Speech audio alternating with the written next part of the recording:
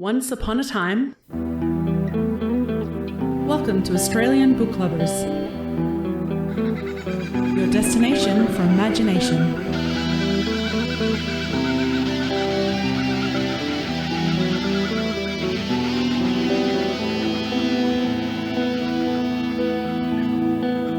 Wamanyeka, a big warm welcome to everyone and a huge thank you for joining us for the Australian Book Lovers podcast. Our mission is to bring fabulous Australian and Indigenous literature that spans a whole range of genres to book lovers around the globe, as well as fantastic resources and information for passionate authors looking to write their next bestseller. I'm Veronica Strachan, aka V.E. Patton, fantasy, memoir and picture book writer, reader, and one of your co-founders and hosts for this episode number 61. Coming to you today from Wurundjeri, Woiwurrung country, where it is wombat season or worrying season over here in southeast Victoria. Well, first of all, I should say, and I am Darren Kazenko, dystopian science fiction and horror author, avid reader, and one of your co-founders and hosts of the Australian Book Lovers podcast, coming to you today from Cairns country in South Australia as, it's going to be a different location soon enough, just so hopefully get away for a holiday, but yes. Still in the wonderful South Australia and wombat season, you say? Wombat season, yes. So from April to June, so I've got the Wurundjeri calendar on my computer and also up on my notice board. But this little event, this little note is from Inspiring Australia, Victoria. And from April to June, when morning mists cover the land, nights become longer and wombats emerge from their burrows. It comes into worrying season. Migrating birds arrive from Tassie and male bullen or lyrebirds begin to display their mounds, their spectacular tail feathers and their songs to attract a mate. So as the solstice approaches, and we've just had the winter solstice, which is fantastic, Scorpius, which is at the heart of which is the reddish star Antares, Balayang Dute in the Burrong naming, rises at sunset. So the two seasonal indicators become tied together, our closest stars and the distant stars. So it's really interesting to read about the Indigenous naming of constellations and the connections to dreaming and all those kind of things. It's just fantastic. So yeah, I just get a bit excited when I remembered that we were in wombat season and I hadn't told you about it. And of course, now we've got the winter solstice. Well, basically, you've just confirmed what is essentially a snippet of my reality anyway, because it's interesting enough, as you're probably aware of air, spending a little bit of time here and there at a property, well, outback / bush, whatever you want to call it, just back from the river. However, of course, it's quite a big block of land and it's got lots of wombats and kangaroos. So the mist in the morning, when it comes, is truly astral, is the only word I can think of, astral or cosmic. I did, one at, sitting around a fire at night, you watch under the most immense stars because it is a dark sky national park, and then go into the property, sleep, wake up, open the door, and it is a different planet. Mist everywhere, unbelievable. But it is absolutely true. So usually you go out at night if you want to, when I say catch the wombats, catch sight of the groovy little fellas and girls. Yes. And or of course you try and drive around on the dirt roads at night, and of course you have to do 10 k's an hour because they tend to just waddle. Take their time. Yeah, they like to show off their funky round form.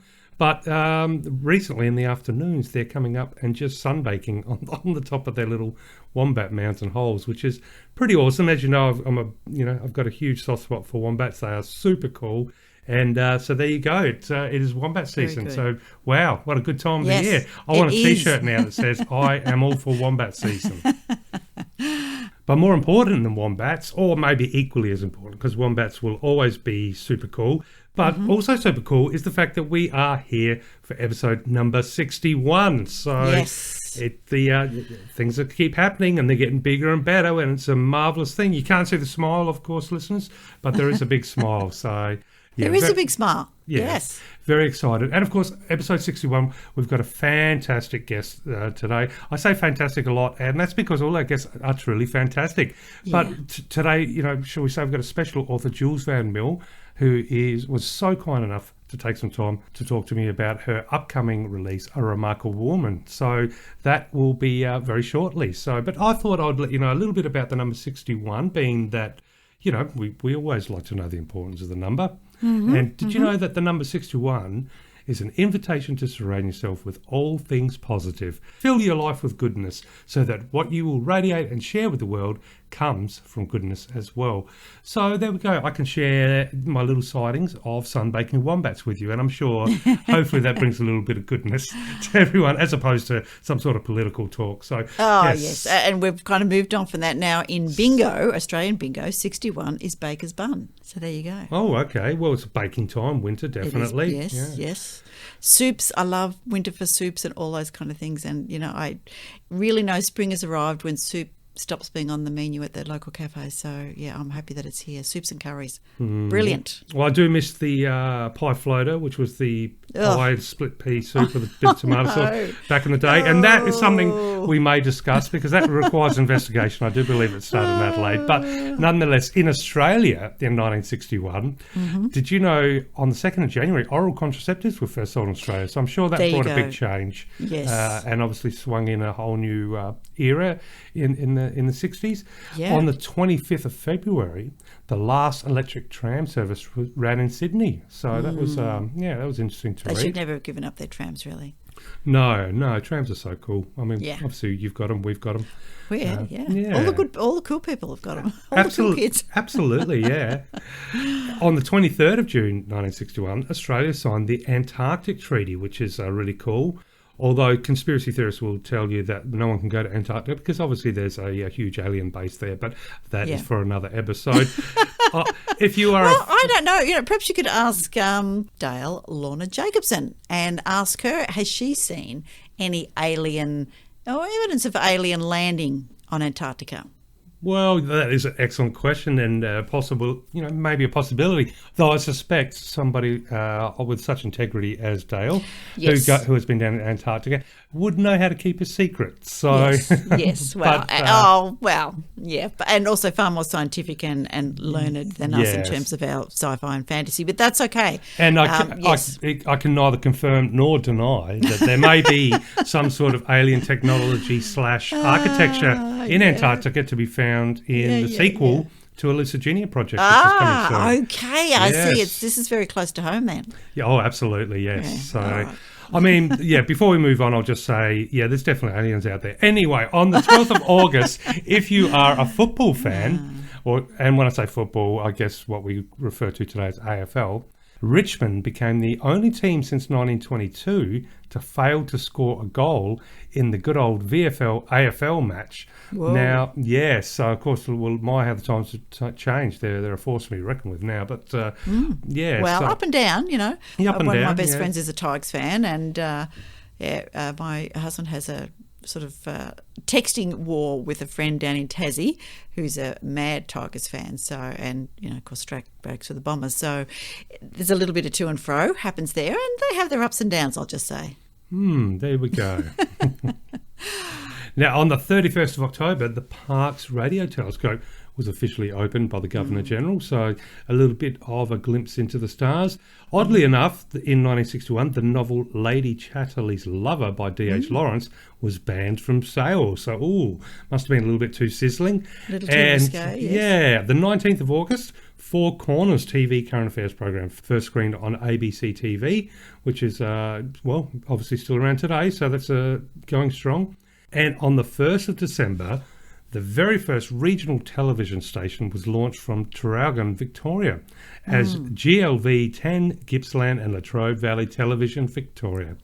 There we go. And do you know that my uncle actually worked at that television station? Oh, wow. And when we were kids, we went out there and he drove us up to the television station because it was quite high. And we drove into the clouds and it was absolutely amazing.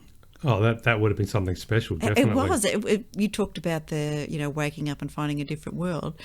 We wound down the windows of the old Falcon station wagon, of course, put our arms out and our hands got wet because we were driving through the clouds. I just remember it was such a good time was very exciting because we've gone to see our cousins in Traralgon. Yeah, well, I'd much rather have my hands wet because when you talk about Old Falcon, you remember they're the cars with the thermal seatbelt that in summer when you accidentally touch the metal, Yes. you get branded like a cattle. Yeah, well, we never had seatbelts in the back. They only had seatbelts in the front. I think at that stage they weren't law yet. But yeah, because we used to be driven to Traralgon. Dad would put the back of the seat down and line up. At that stage, we had 4 or 5 kids, and you had to go head to tail. And woe betide you if you had next to the oldest brother's smelly feet. That would be a bit revolting.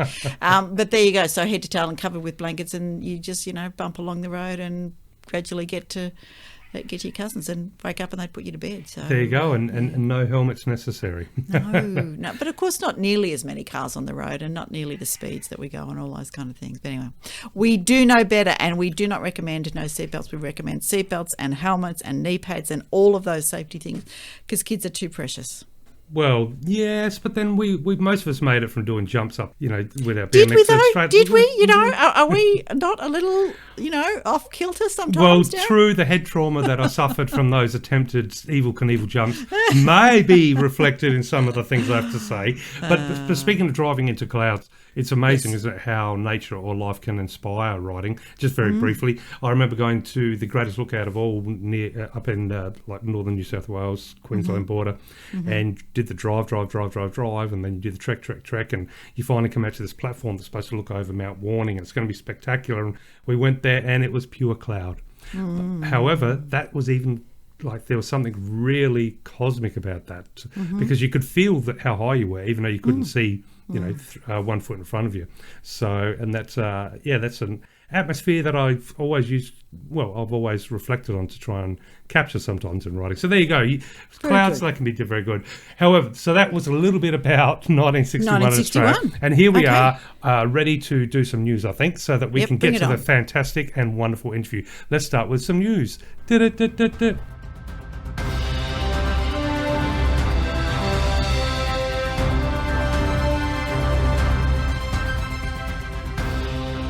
I have a little bit of news from the Australian writing industry. So I kind of keep some lists on Twitter with the Australian book lovers and, gather them together in kind of groups that make sense. And the City of Literature is a great resource for lots of different things that are happening, particularly in Melbourne, this one.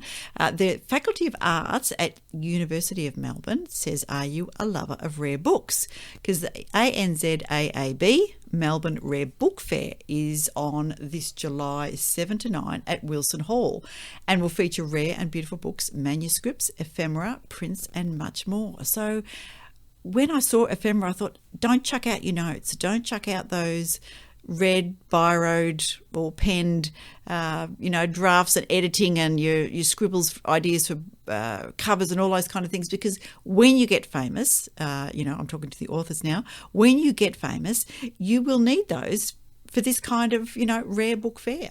And it's free. It's at the Parkville campus. All ages are welcome. July 7 to 9. Go for it. Rare Book Fair.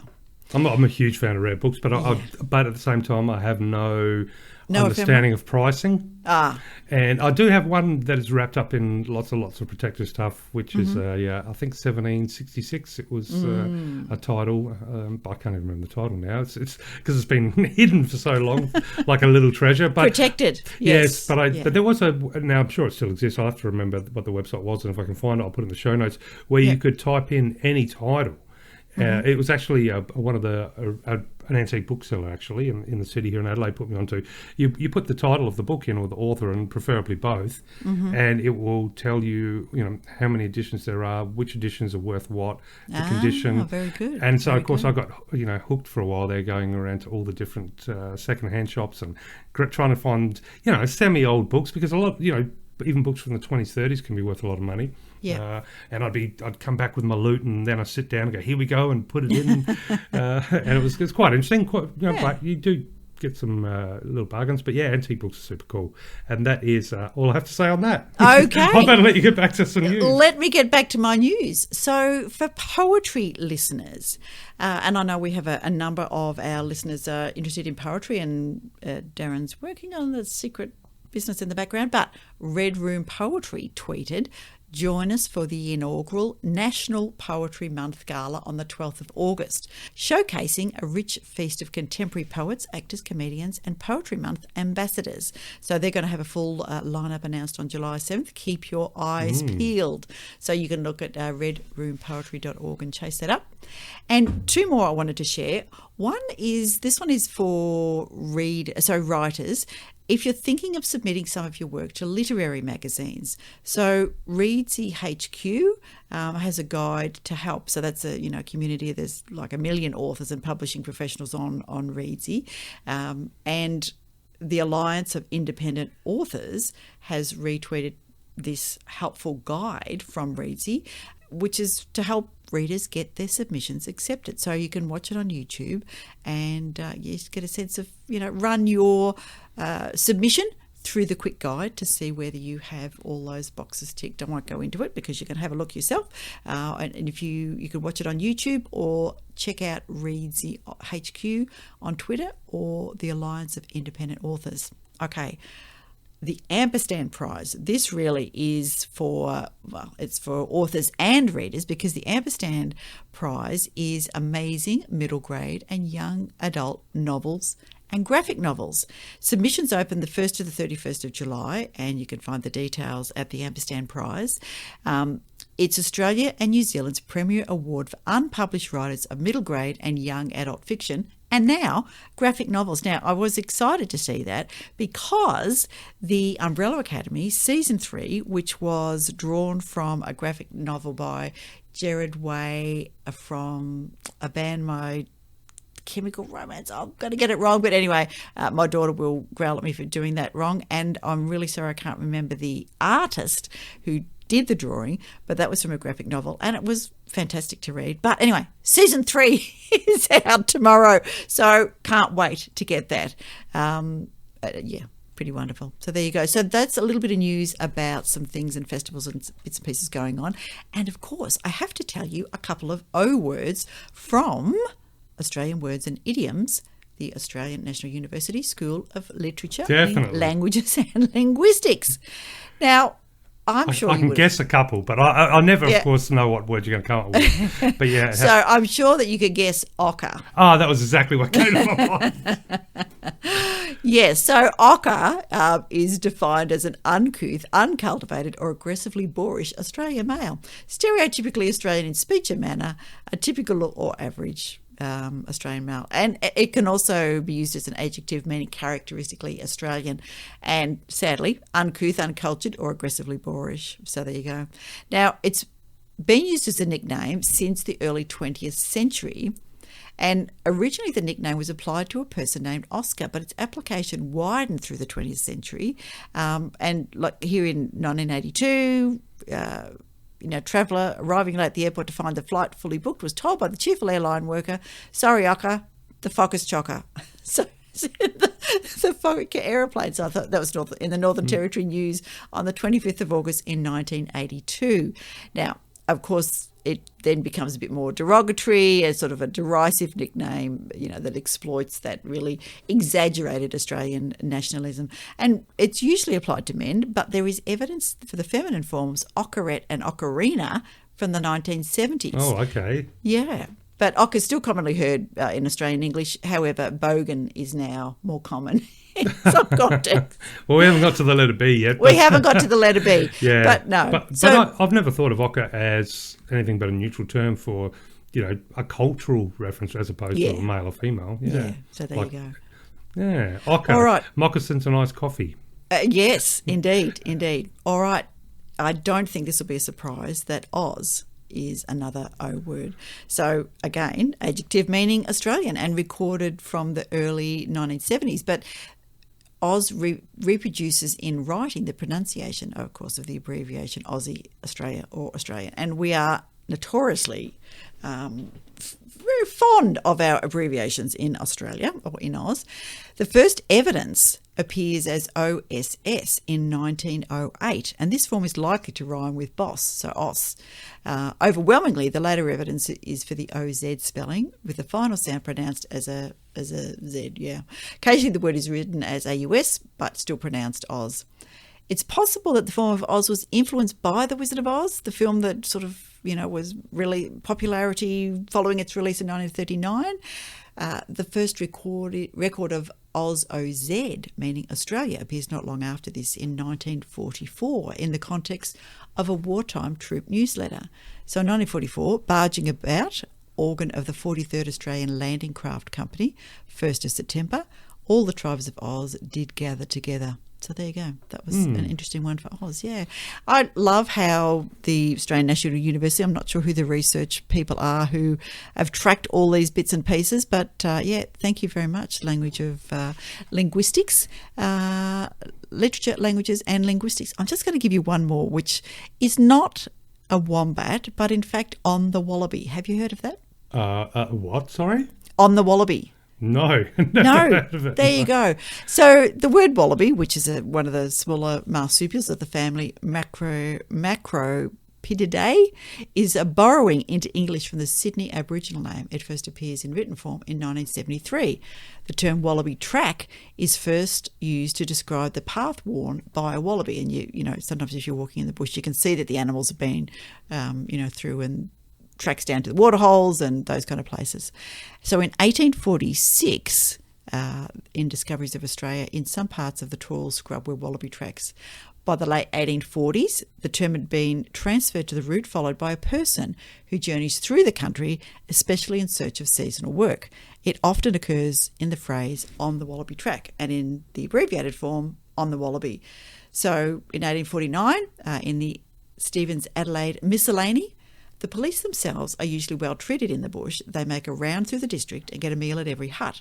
And one man from every said hut, besides those mobs on the wallaby track, stops for a night at the police station in return. So there you go. It's commonly found in a transferred and figurative sense, meaning on the move or, on the road. So there you go. On the wallaby. So now you can say when you are heading out to your bush block, you're on the wallaby. Well, yeah, or the bush kangaroo. Yeah, or the wombat, as you've got wombats out your way too. So well, they don't leave much of a track. But they're funny to watch when they waddle. I suspect if maybe that's a new term we can do. What happened to Darren? He slept early. I was on the wombat all afternoon. Sunbaking and out on with a naughty drink in hand. But there you go. Yeah. All right, so that is my news for today.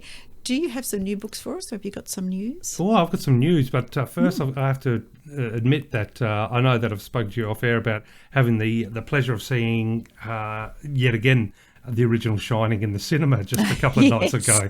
And as you were reading your news, you mentioned Red Room, and then suddenly now I've got this loop of Red Rum, which won't make sense to you, but will make sense to fans of Stephen King or The Shining, because of course Red Rum back as murder. So there we go. There's the twist. Now, as far as news, I'd like to look. Last episode I mentioned that the short stories are just about to go live, which they are. I've been putting together some enticements, and so the next couple of days I'm hoping a lot of listeners will see a whole bunch of invitations through social media to send in short stories and put them through. So as soon as I've got a little magic number in my head. Once we get a certain number, then of course everything will be live and it will all be happening. So it's a beautiful thing. But I just wanted to let our listeners know and maybe tantalise them with just a couple of titles that we've already been so kind enough to receive. So we've got a contemporary short story called Stopover in Wattle Plains by Judith Diane Freeman. Now that is a very unique, shall I say, exploration of identity. I don't want to give anything away. It's very difficult with short stories because you don't want to give too much away. Also on the contemporary genre, we've got a story called Praying for Rain by Avril Drummond. And that one is also, let's just say, possibly romance, possibly not, possibly... Ooh, I won't say anything more. Praying for Rain by Avril Drummond. We also have a middle grade little spook fest called The Dare by Klein Elizabeth. And if you grew up and remember Poltergeist, this may trigger a few memories, but it's a super fun story. And middle grade, which is always good for a short story genre. We've also got a couple of science fiction, of course, short stories. Already we have received a fantastic tale, The Back Room, a Whitefire story by Laurie Bell. So if you like your rascals and robots and shall we say, dens of iniquity in a sci-fi setting. You'll love that story. And then we have Wolf by Avril Drummond. So her second submission. So thank you so much, Avril. And that is also science fiction. And that is super cool.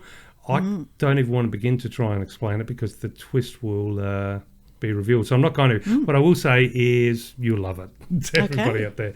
So there's just a couple of titles. Thank you to all the authors for being so gracious to be some of the first to send in the short stories. I know a couple of authors have been waiting a little bit, but it's any day now it's going to be all live, so it's fantastic. But it's already, just in those 5 stories alone, such a range of adventure and mystery and just great fun. So if only 5 can have such a wide range, I can't wait till it's 500 and then 5,000.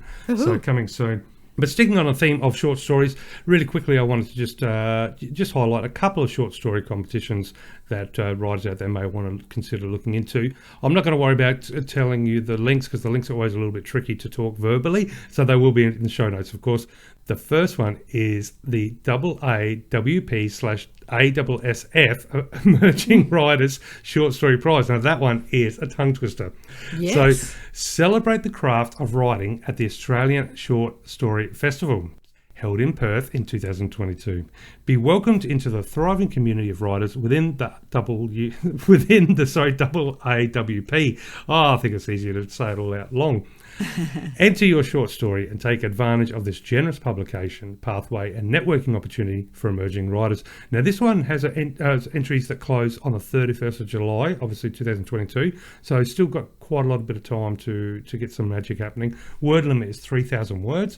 With regards to prizes, ticket to the Australian Short Story Festival, economy airfares and accommodation, and fully subsidised conference fees to the AAWP's annual conference. Winning entry will also be considered for publication in Meniscus. That is the, here we go, listeners, the AAWP/ASSF Emerging Writer Short Story Prize. Now on to something that I can say with my eyes closed almost. Yes. The 2022 Open Writer, and I've mucked it up. Ah. The 2022 Open Writing Competition. So Port Writers Incorporated are proud to announce its popular 2022 Open Writing Competition is open to writers to submit their short stories on any theme. There are 3 categories in which you can win: fiction, non-fiction and poetry. So this one also closes on the 31st of July, so a bit of time. Word limit for fiction is 2,500 words, for non-fiction 2,500 words, and for poetry 32 lines. There is an entry fee of $10 with regards to prizes. In each category, first prize $200, second $50, highly commended, they receive a certificate. Hastings Award, 1 prize over all categories for local writers in the Port Macquarie Hastings geographic area of $100. And that is the 2022 Open Writing Competition from Port Writers Incorporated. So one more is the 2022 Alice Sinclair Memorial Writing Competition, which is brought to you by the Lake Macquarie branch of the Fellowship of Australian Writers. The 2022 Alice Sinclair Memorial Writing Competition will open the 31st of May. So that means, of course, at the time of recording, at the time of listening, it is open. Poets and short story writers are welcome to submit their piece that follows the following theme: Out of the Shadows. Ooh. So entries close 31st of August 2022. There is an entry fee of $15 for each category winner. First prize there is $150 plus a certificate. Second prize there is $100 on a certificate, and 15 short stories and 15 poems will be published in an anthology. That is the 2022 Alice Sinclair Memorial Writing Competition. All the links will be found in the show notes for episode 61. So yes, obviously short stories is a little bit of a theme, but it's a super exciting time, and woohoo! It's all about short stories at the moment, and why not? There's a couple of competitions there, so pull out the pen, pull out the typewriter, pull out the scribbles or the short stories you've got hiding in drawers that you thought would never see the light of day again, and get into it because you've got to be in it to win it. That is my news for episode 61, because now it's the exciting time of welcoming interview with our wonderful guest. Indeed. So it was so super magic interview with Jules Van Mil. As you'll hear, she is a lady with, shall we say, artistic spark that flies in all directions and can ignite wonderful fires or in any genre or any medium, shall we say. Such a talented person, so much energy, so excited to talk about all things art, all things fashion, all things literature. She was so kind to share so much behind the writing of the book, A Remarkable Woman, which is coming out very shortly on the 28th of June. So very exciting. And rather than try and let you know all about it, I suspect the best thing to do is step into the wonderful world that is Jules Van Mil.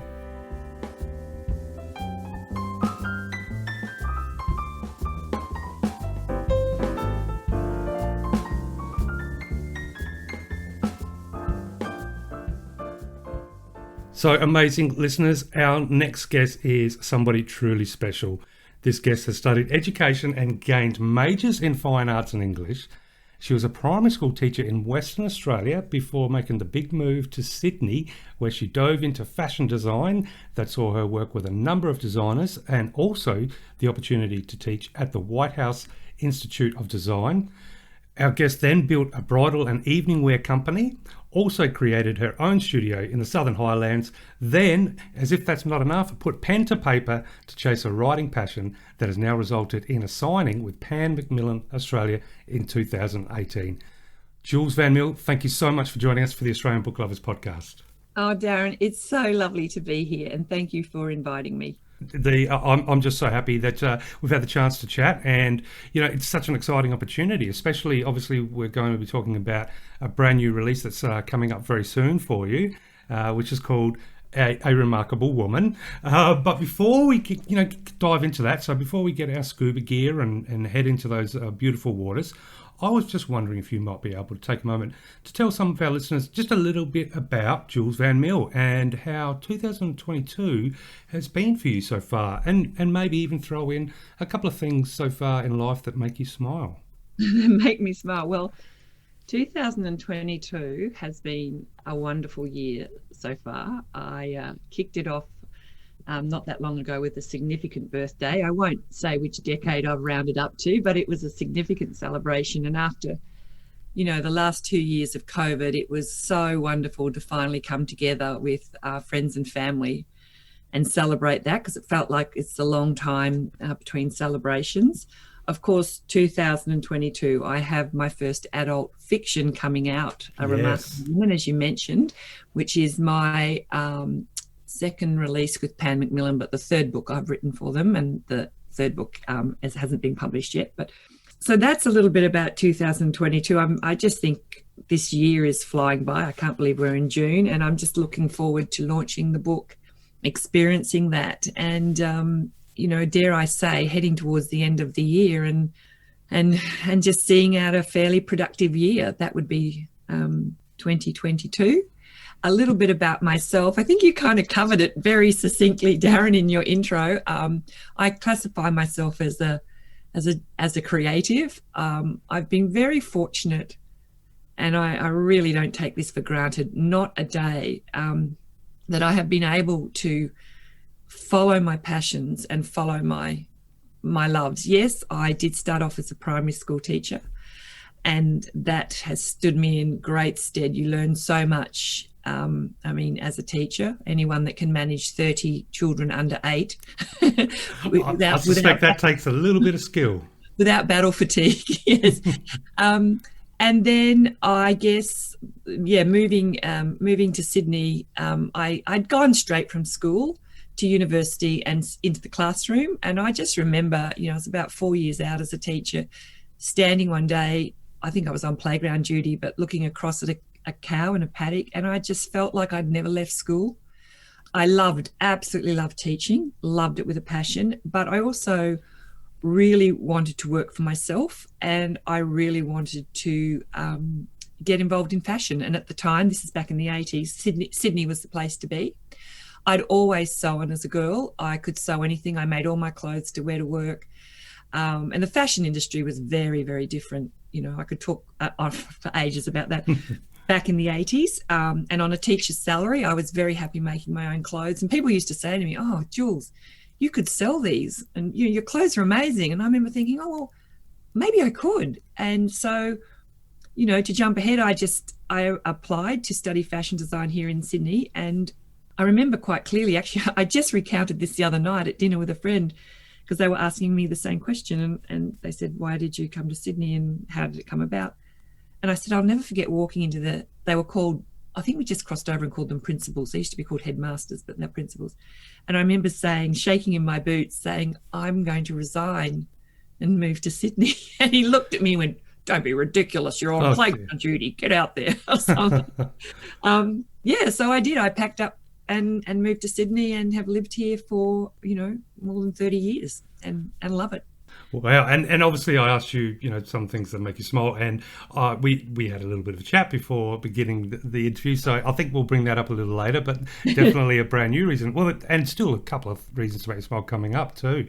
There's so much ground I want to cover, but I thought I wanted to start with a little bit of chat. I read an interview that you were a part of for Teresa Smith Wrights. And, yes. Yeah, and you said that one of your vivid memories was your grandmother telling you that it's not the name that matters, but what you do with it. I very much so. So I was very close to my paternal grandmother, my father's mother, Gertie, and she was just the most beautiful soul. A country grandmother who always seemed to have something in the oven and biscuits in the jar and interesting books. All the good stuff. Yeah, all the good stuff. And I remember one day being at the kitchen at her place in Kingaroy, and I was little and I was probably she was giving me some, bread dough. And I remember talking, and she was always, I didn't think I was getting life lessons. You don't realize as a child, but she was always giving us little gems of wisdom and things. And her full name was Gertrude Louisa Illingworth Clarkson. And I always thought it was a mouthful. And I said, Grandma, do you like your name? And I will never forget. Question. I never forget her looking at me. I was probably 7 or 8. She had the most beautiful brown eyes, and she said, darling, it's not the name you're given, it's what you do with it that counts. And I've never forgotten that, ever. And it's interesting you say, you just mentioned there that you were giving or receiving, should I say, life lessons, but not realising it at the time. And I agree with you 100%. I think when I look back at those amazing times I got to spend with my grandma, I've got one on the Dutch side and one on the Polish side, and both of them gave me little tidbits. But likewise, there is a very vivid moment for each of my grandmas where they revealed just a little bit of what led them to, flee to Australia, for want of a better term, right? And then sort of how to find inspiration in life. So it is amazing how sometimes there's just that little bit of moment that never leaves you, and can really shape who you are and how your approach it to life. And I think, well, children are like all of us, all human beings. They respond to kindness. We all respond to kindness, and I think to me that's one of the most important virtues any human can have, is just be kind. Just be. Yeah, the world would be a completely different place if everyone followed that philosophy. I know it's a simple I know it's probably a lot to ask, Darren, but it's and particularly with children. Children, I never really cared the fact that my grandmother, she was a little bit overweight and wore funny clothes, and a top sometimes didn't match a skirt. All those things just become so superfluous. They're just, if you're a child and you feel listened to and you're having fun and you're with someone who treats you kindly, then all those things are just really not significant at all. Yeah, I agree totally. And I think as far as, it's not the name but what you do with it, you've definitely taken that philosophy and hit it out of the park with all of your achievements, and with still, I'm sure, many achievements to come. But I was also interested, after reading that interview, I also watched a recent video that you did where you discussed the Remarkable Woman, which is coming out soon, which we'll be chatting about. And you indicated that one of the themes was kind of like a reconstruction of lives. And I'm just wondering, so, you've done all these fantastic things, from primary school teacher to fashion design, from bridal company to published author, and also, paintings and exhibitions. I'm wondering, do you think when you look back and look at those career changes, do you think it's a reflection of an ongoing reconstruction in your life, or do you think that whole transition was a pathway that was always meant to be?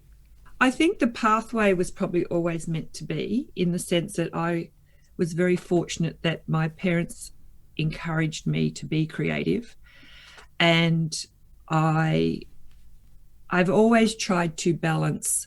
Like I originally I wanted to paint full time. That's what I wanted to do. And my mother said to me when I was about 16, well, darling, you need to be able to support yourself. And I went, you mean get a job? She said, yes, you need to be employable. You need. And I then thought, oh, gee, that means, yes, I've got to earn an income, and I think I will become a teacher. So becoming a teacher, having something that I could always rely on, and it was fabulous because it was a career, it was a profession, but it meant, you know, we've all got to earn a living, but then I could also pursue my other interests. And with everything, when I went from teaching into fashion, and then went from, you know, I built that up and that was a true business, and sold that. And then that gave me time to have a little bit of a hiatus and really focus on my painting. And I think it's just been a bit of a trajectory, a creative trajectory, really, but always keeping my feet very firmly on the ground in terms of earning an income. You know, we've all got to pay our bills. But one pathway has kind of led to the other pathway. I hope that kind of answers what we're doing. No, it does, absolutely. Because I look back at, you know, a lot of the transitions I've gone through, and I've been a gypsy for a long time prior to sort of settling down. And, you know, each little change, you know, when you go to something completely different, it is, for me, a little bit of a reconstruction each time. But I think... Oh, yeah, 100%. Yeah. And the beautiful thing about that act or that process of reconstruction, I think, is that each time you do it, you're rebuilding with new tools, new ingredients that you've gained from your previous experience. So it's I love the idea of, you know, reconstruction and, you know, bring in all those fantastic learning lessons that you gain and building upon them. So. Well, yeah, to give you an example, like I never thought I would step back into the classroom, but I'd sold my fashion business. My husband and I had bought a small farm in the Southern Highlands, and I was painting and riding my horse and growing olives and really getting back in touch with my love of land and country and everything like that. And then I was writing, and I was writing a children's novel, and a friend of mine who's a deputy principal at a school in Perth, we're chatting one day, and she said, look, have you ever thought about going back and doing some casual teaching? And I went, don't be crazy. I haven't been in the classroom for 25 years. And she said, well, I just think, you know, maybe you're writing for children. It might just, you know, be something to consider because you're writing. Why don't you think about it? Well, you know, one thing led to the other, and I thought, well, you know, I think I might, they won't want me, you know, they won't want me. And one thing led to the other. I filled in all the applications as you do. And I walked back into the classroom at my local primary school after 25 years. And it was probably the best thing that I ever did in terms of connecting with kids, with my writing.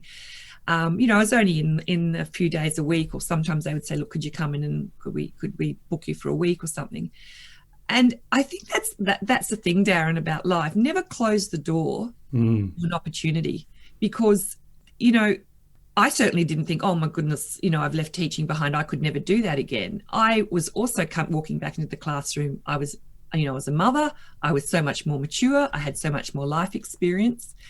And whilst the chalkboard had been replaced by the interactive whiteboard and the computers, kids are still kids, you know, and that doesn't change. So, I just think it's really important, like you say, when you're reinventing yourself or you're taking a different path in life, don't close the door to something else or to drawing on a skill that you have from the past, you know. And I think that's what's really exciting about living at this time now. I mean, you know, whether you're 40, 50, 60, doesn't matter what age, we're a completely, totally demographic, say to our parents and our grandparents. You know, I feel probably younger now than I did 20 years ago. That's an interesting observation, and I think I definitely agree with you there. You know, with technology obviously plays a big part, but I think also the ability to gain information at a faster rate, and that includes, you know, information on health and happiness and all that sort of really good stuff. So, yeah, I think, you know, it almost feels like you're getting younger rather than older because there's just so much to explore, so much education to receive, and so many adventures to be found. I think, what do they say, that 60 is the new 80 and 40, 60 is, well, how does it work? 60's the new 40. That's the one. That's the way. Got tongue twisted on that one. Absolutely. But I think what a great opportunity, life, the serendipity of asking you to go back to teach when you're in the process of writing for kids. That's it's almost like, life is poking its head in and going, you need to do this. It's very important. Get back in the classroom. And, you mentioned you were writing a children's book. So I believe that you've got a published book out there called Gemma Riley and the Fashion Fiasco. I do. Yeah, which is middle grade. Is that right? It's a middle grade novel and set in present day about a little girl who grows up living above a fashion house with her grandmother. And she's a very creative little girl, and it's the fashion house is struggling to stay in business because the designs are outdated, and it just tells the story of there's a tragedy, and Gemma comes to the rescue and basically saves the day. It's a very funny book. It's uplifting, it's inspiring, and hopefully it would encourage children to be creative, when they read it. Oh, fantastic. Now, I, Jules, am a cat lover, and I have a very big, fat, fluffy cat. Now, some people call him Ginger. I would say, no, he's gold or golden. I understand there is a cat in the story. Oh, and a ginger. Yeah. So how does a cat fit into the story? And, my next question, of course, is it based on a real kitty? Yes, it is. The cat in the story is Monsieur Dior. He's a ginger cat, very highly opinionated. And he is basically Gemma's sidekick. He goes everywhere with her. And she has this ongoing narrative with Monsieur Dior. And he really was based on a beautiful cat I had for many years called Seb Cat or Sebastian. And I swear this cat was the smartest animal I've ever come across. And I must admit, I'm like you, I'm a cat lover. I'm also a dog lover. But I have a particular passion for ginger cats. I say I've never met a ginger cat I don't like. There you go. I must introduce you to Bobby one day, I think. Oh, Bobby. Yeah. Okay. Yeah, so, nice. No, he's a legend. So that was the inspiration for the in Gemma Riley and the Fashion Fiasco. That was definitely an inspiration from the cat I had. Ah, okay. Because obviously I was going to ask, what was the lightning in the bottle inspiration to create Gemma Riley and the Fashion Fiasco? So is it the cat sort of sparked it, or plays a part?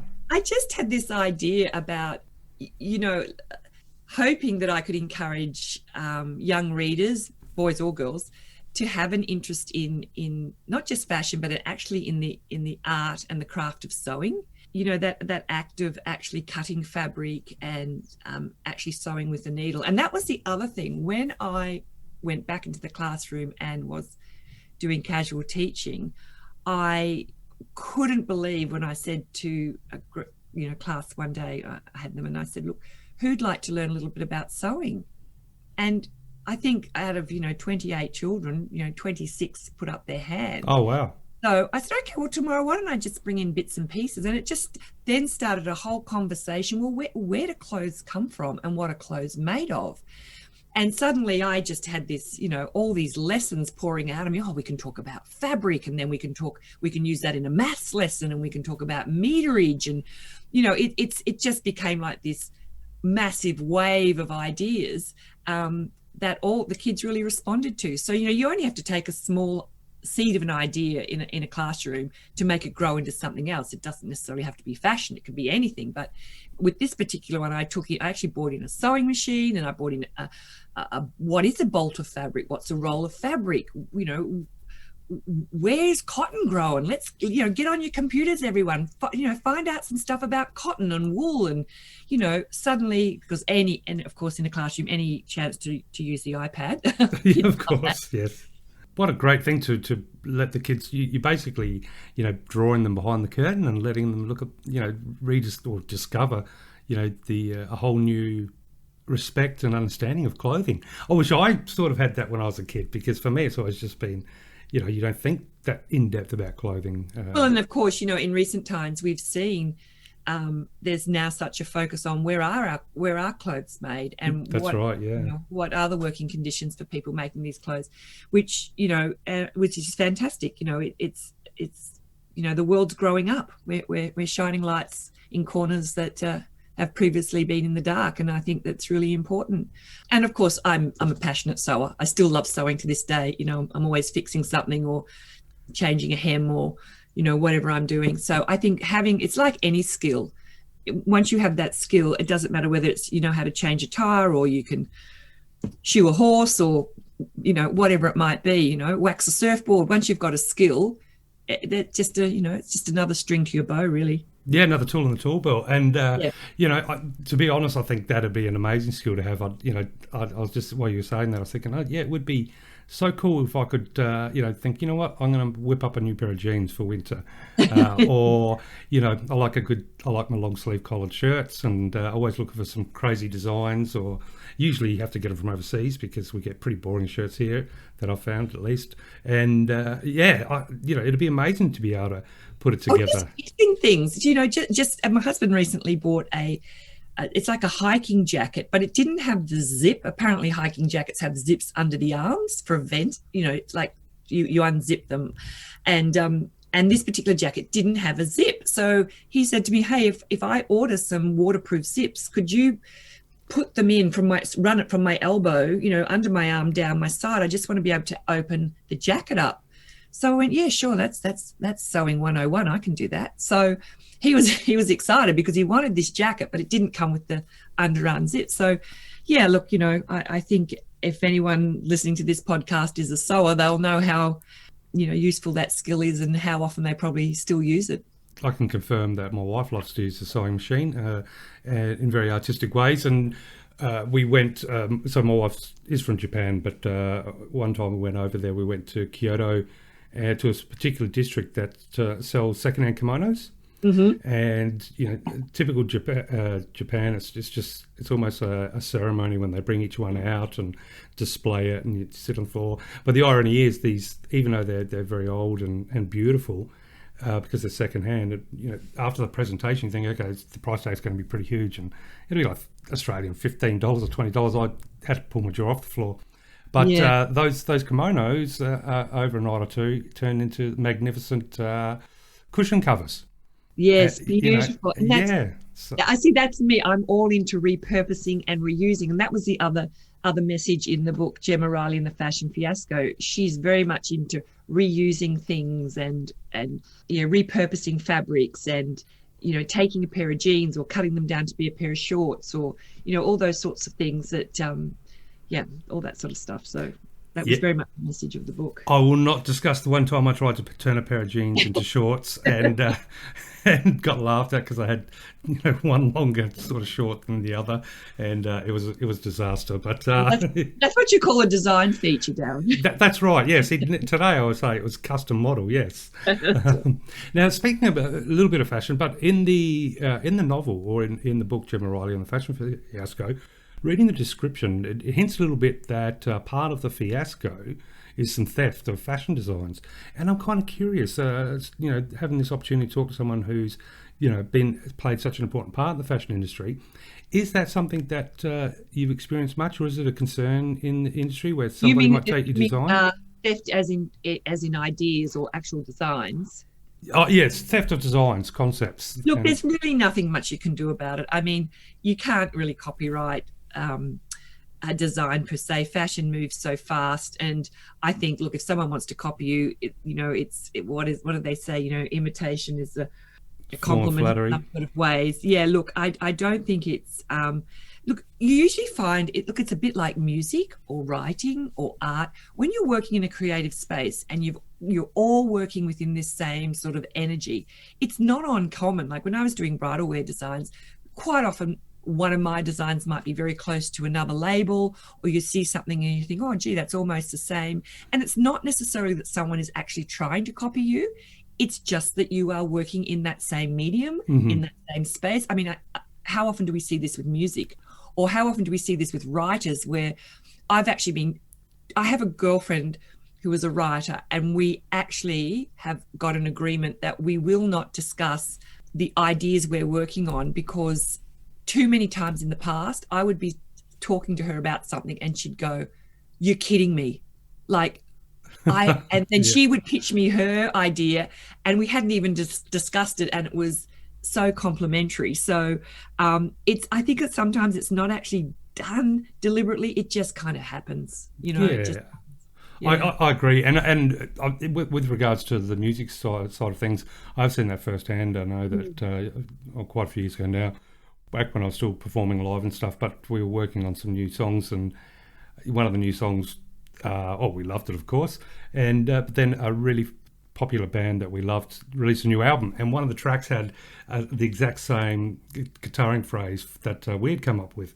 So I was like, "Oh, you're kidding me!" So we had to scrap that song because everyone would think we copied them. But like you said, in that particular field, in that genre, that style of music, if everybody's pursuing and trying to find new things in that particular narrow band of creativity within a field, of course some ideas are going to come up that are very similar.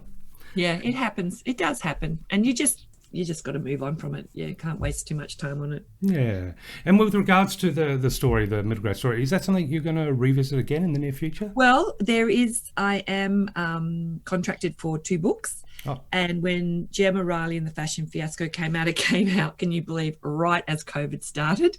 So it wasn't the greatest time to be launching a book when the world had focused on other things. But look, yes, I'm hoping to discuss with my publisher about what we're going to do with book 2. But look, there's no rush for that, because at the moment I'm really focused on A Remarkable Woman and, of course, and writing adult fiction. Yes. And another thing, I wanted to chat with you about. You've had huge success with fashion design. And I understand you've created your own studio. And from painting side of things, you've had exhibitions in a number of galleries. And obviously, now you're published. So what I'm wondering is, when it comes to your artistic inspiration, do you find yourself drawing on certain themes or ideas that are to be expressed in a particular outlet? So, for example, do you have an idea that's can only be expressed through fashion, or can only be expressed through painting, or can only be expressed through your writing? Or does your inspiration come and then you simply choose how to express it through your different elements? I think the latter. I think it's more I choose how to express it. Like, for example, with painting, because I had a studio at our farm, I wasn't limited by space, which meant I could work on very big canvases, and I absolutely love working big, and I mean big canvases. So to me, a small canvas would be, a metre by a metre. What's a big canvas for you? Oh, a big canvas could easily be, 3 metres by 3 metres. Oh, wow. Okay. That's a lot of paint. That's a lot of paint. But I don't know whether that was because I love being in the bush. I love being in the country. I love space around me, and therefore that really allowed me to work big, and I had all the space to work big. I think it's, with the painting, I had a lot of space, so I sort of working large it tended to be what I wanted to do. When it comes to my writing, I guess I love the human story. I love the story. Everyone's got a story to tell, and I think you don't have to dig too far to find a story. And loving historical fiction, loving fashion, loving so much about our country, loving Australia the way I do, and particularly, say, Melbourne in the 1950s, I found that a really fascinating time in our history. What was happening in Melbourne with post-Second World War, all these ideas came tumbling forward, and I guess the things that I was interested in have resonated in the book, that they sort of culminated in me sitting down and nutting out a synopsis and playing around with ideas, and really all these thoughts that were bubbling around in my mind, I got them down on paper, and then it didn't take long before I really just had the whole arc of the story. And I knew where I wanted to take A Remarkable Woman, and I wanted to tell a story of a woman coming from a different country, immigrating to Australia in that period, in that 1950s period. That's a good segue into the absolute magic that is A Remarkable Woman, which is going to be released on June the 28th, is the big official launch. I understand it is, as you mentioned, a tale, but a tale of a French woman who basically puts the tragedy of World War II behind her by immigrating to, as you mentioned, Melbourne in the 1950s, before transitioning to a cattle station in southern Queensland, which is quite a journey. And so you mentioned, there was elements that inspired it, thinking of Melbourne in the 1950s and art side of things. But where do you think what inspired you? Was it your love of historical fiction that inspired the setting being in the 1950s, or is there something, a story that you know of that may have triggered it? Or yeah, look, the 1950s is probably one of my favourite periods in terms of fashion, for the construction of garments, and it's just an amazing. It was an amazing time, and I'm speaking specifically here about women's fashion, for construction and fabrics and design. And I think it was a very we've come out of the Second World War where things were short supply, and then of course we have this amazing era of femininity with what was made and designed. In terms of the cattle property, I guess what prompted that is my grandfather and his second wife used to own a beautiful property in Mount Macedon, which is still there to this day. And I used to go there as a little girl, and I remember, going there. It was a very grand house, and I would be on the piano downstairs, and my sister would be on the piano upstairs. Oh wow, that does sound like a big house. It is a lovely home. It's a really lovely home, and it was actually built in 1875, the gardens, it was originally 60 acres, and the gardens were designed by Baron von Mueller, and he designed Victoria's botanical gardens. Oh wow. So the gardens, they're really beautiful. It was a beautiful property, and it's had quite a history to the property. So I started thinking about the property in my memories as a child. And originally the working title was the name of this property, which I won't mention because it is a private home, and it's still there to this day. So the working title, I just had this idea, and then I started thinking, well, I didn't want the story just to be about just set in one location. I really did want my protagonist to be a French woman, young French woman. I wanted her life to be predominantly in Melbourne, but I wanted a reason for her to experience life on a cattle station. But of course, Mount Macedon is not where you have a cattle station. So I had to think, where was I going to locate this property where logistically in the 1950s she could get to places like Brisbane and Sydney and Melbourne. So I literally got a map out of Australia and thought, well, where am I going to put my fictitious property? And in the end, I decided in the Darling Downs region. So, north of Dalby, sort of on the Condamine River. So that was my go-to place. And I loved, doing my research. And I think that region's just such a beautiful area of Australia anyway. So it was a dream to write about. And that's where Monaghan Station, the fictitious Monaghan Station, is located in the story. Yeah, I've driven up through there quite a few times, or in that area, and all up through Queensland. And some towns still feel like they're in the 1950s, and I say that in the most beautiful way. Some of them just have got that characteristic, the little main road and the little shops, and I guess just the pace. It really does feel like sometimes you're stepping back in time a little bit, and it's wonderful. It's fantastic to have that opportunity, in 2022 to find yourself in a little town that time forgot.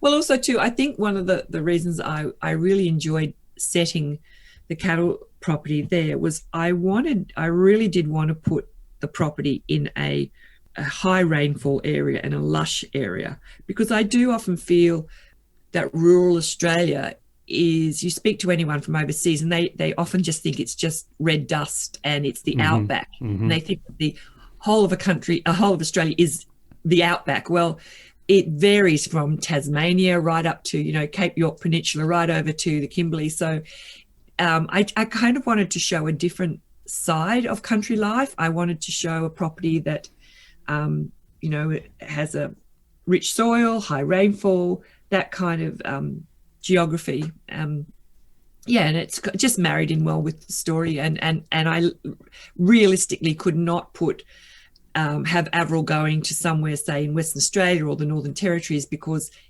to bring her back to Melbourne and to move my characters around in the 1950s was just going to take, in terms of time and logistically, it was just going to take too long. So I needed, train travel and things like that, fairly accessible to make the characters in the story work. Well, and obviously a train ride in the 1950s heading out to, between Melbourne and Queensland, sort of, shall we say, the country area. It's very romantic, isn't it? Well, it was very common too. I mean, it was train or road. I mean, that was it. Train travel was a massive thing in Australia because we didn't have commercial flights till the late 50s. And that's something that I was thinking about, prior to meeting you two this evening and have a chat, because I guess today we kind of enjoy the fact that Australia has, outstanding and beautiful modern cities, and a lot of the cities have aspects that lead the world in many aspects or many cases. But I can't help but feel that, back in the 1950s, that wouldn't have been the case. So I can only imagine what it must have been like to, to flee a country that, especially if you live fleeing a country that is so much history, and such you've touched on a very good point. Yes. And for those people to arrive in Australia, at that time Australia was still finding its feet. So if you were to look through the eyes of your character, the French fashion lady, what do you think would have been the biggest culture shock once you stepped into Melbourne from Paris? Well, I think for her, probably an overarching way of life, really. You have to, if you can just imagine for the moment, it is 1950s, all shops closed at midday on a Saturday. Nothing was opened on a Sunday. We're in an era where women aren't allowed into the main bar of a hotel. There's a little section, off to the side where women, if they wanted to have a drink. Melbourne didn't get its first coffee making machine. I think it was, I'd have to check my research notes, but it was something like 1955 before we had an espresso machine, machine. The food was different. Just a complete different sensation living in somewhere, say, like Melbourne, well, really any place in Australia, I guess, because we were away from Europe. We were a completely different identity, and we hadn't been through what Europe had been through in the Second World War. So I think, look, Melbourne was actually a very affluent city. Australia was, an affluent country. We're riding on the sheep's back. The wool trade is a huge part of the economy, as is the resources, mining has taken off. I think, I just think the experiences that she has had as a survivor of the Second World War, I hope in the book that I've been able to bring across her understanding of, as I call it, what lies under the surface, in people. I guess that's what Avril probably is identifying with, or what Avril is stands for, is this immigrant in a new country trying to juggle all sorts of new things. Yeah, and that's an interesting point, coming from, say, the destruction and devastation of World War II, and then and I guess coming from a country, in this case, from France, where travel a few hours and you're in a different country, so you've got all the sharing of different arts and ideas and languages and foods and fashion and all these things. So it's really coming across with a little bit of wisdom, isn't it? But I was interested to hear you say that she, that gives the ability to sort of look underneath things and see, look into things a little bit deeper. Well, yeah, that's what I try to do in the story. Avril, as a character, for a 26-year-old woman, she's very different from, say, a 26-year-old Australian woman at the time, who, whilst Australia went through the war, we didn't have, although we, obviously later learnt that Darwin was bombed, but that, of course, was held from Australians for a long time. She, for many people, look, to be honest, they were quite protected in many ways because our country wasn't invaded. We didn't have mass devastation, but she has been through that. She has lived through that. So look, she comes here joyous. She's very happy to come to Australia. But of course, there is this past and present, this juxtaposed between what she's experienced, what she's coming to. But there is no doubt about it. She is excited to be in Australia, and she sees Australia as a great land of opportunity and a new life, as many immigrants did see when they arrived, leaving their homes behind and in many cases family members behind. But they saw this as an opportunity and a chance to really build a new life. And like I said, it come across with happiness. I'm sure a lot of people were happy to find themselves in Australia after all the carnage and absurdity, which is what war is. But there's no denying that there is a seismic shift in reality. There's sort of like life phase 1 and then life phase 2. What I really, hearing some of my grandma's stories or both of my grandma's stories, who essentially had to come and not reinvent themselves, but rebuild themselves.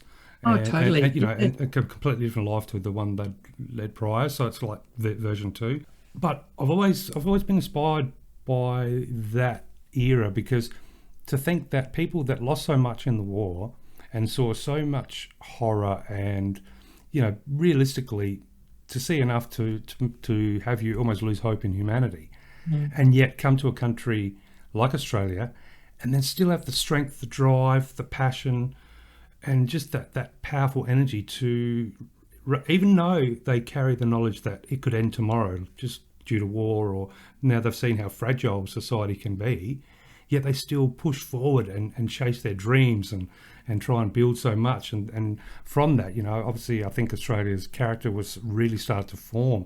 But I'm just wondering, when you think about that time period and all that, massive energy and inspiration that was beginning to spread across our lands, do you think that kind of strive and motivation is something that is lost to us today, do you think? No, because Darren, I think there are still people calling Australia home for the first time.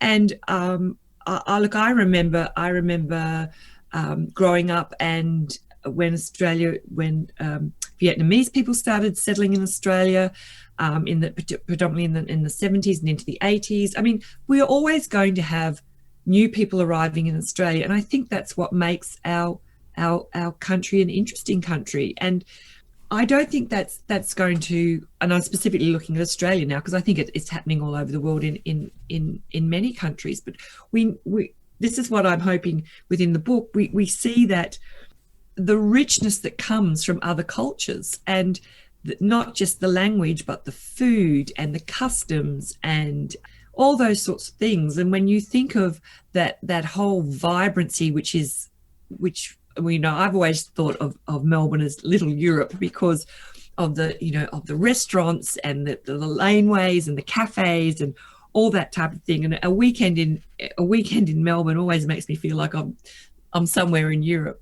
And I think that was a wonderful time in the 1950s in Melbourne. We have all that. We have those,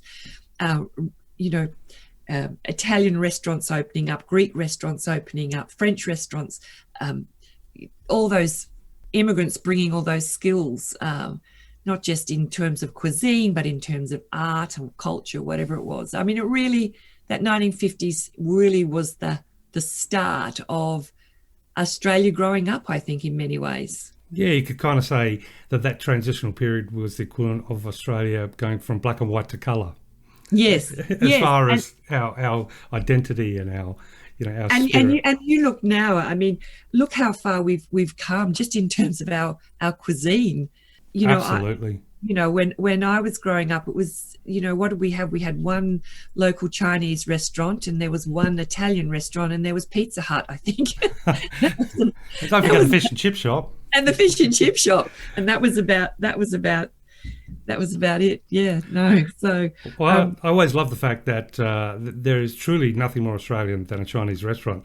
That's the irony. I've been to so many towns, and I mean, yeah, it may change now, but I know back when I was doing a lot of travelling, I literally could not find, every town I stopped in had a Chinese restaurant of some description, whether it be a little corner takeaway or, you know, the old red tablecloths, and it just struck me as really such a beautifully unique feature of our country. Yes, I love it. Now, we're looking back in the 1950s, though, from a fashion perspective.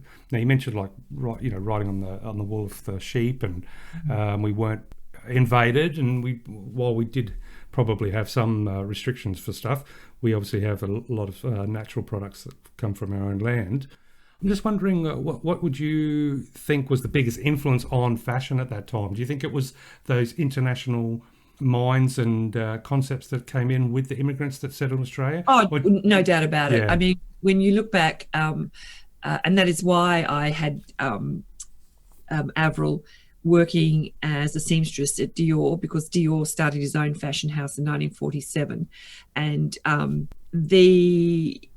he, of course, his first collection, which they termed the New Look, was revolutionary. We've had rationing during the Second World War, and then he comes out with a skirt that might have 25 meters of fabric in the skirt or something, which he did get criticism for, because a lot of people were living on a lot less, but he was about opulence, and he was about feminism, and he was about celebration. And I think people were ready to celebrate. Women were ready to celebrate. They wanted to go out. They wanted to dress up.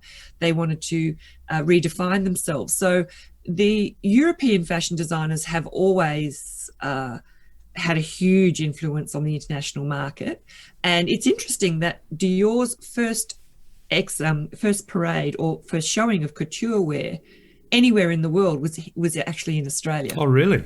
First showing he ever did outside was in 1948, and it was in David Jones in Sydney. And I'm pretty sure I'm not sure if they did parades in Melbourne, but I know it was definitely Sydney.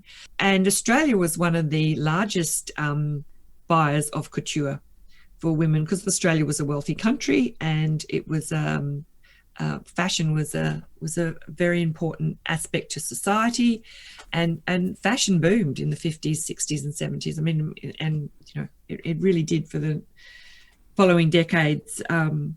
So yes, it's the influence from Europe has been there, and has sort of particularly at that period of time. And then, of course, as Australia found its feet, and we moved away to get our own identity, then, of course, we have this amazing whole history of Australian fashion, which really boomed through the 60s, 70s, 80s, and to present day. Well, speaking of booming Australian fashion, I do have a question, and I've always wondered this, and chatting about the international relevance and effects on our fashion through the 50s, was, because guys, I think we get, sometimes we don't get too many options out there, at least.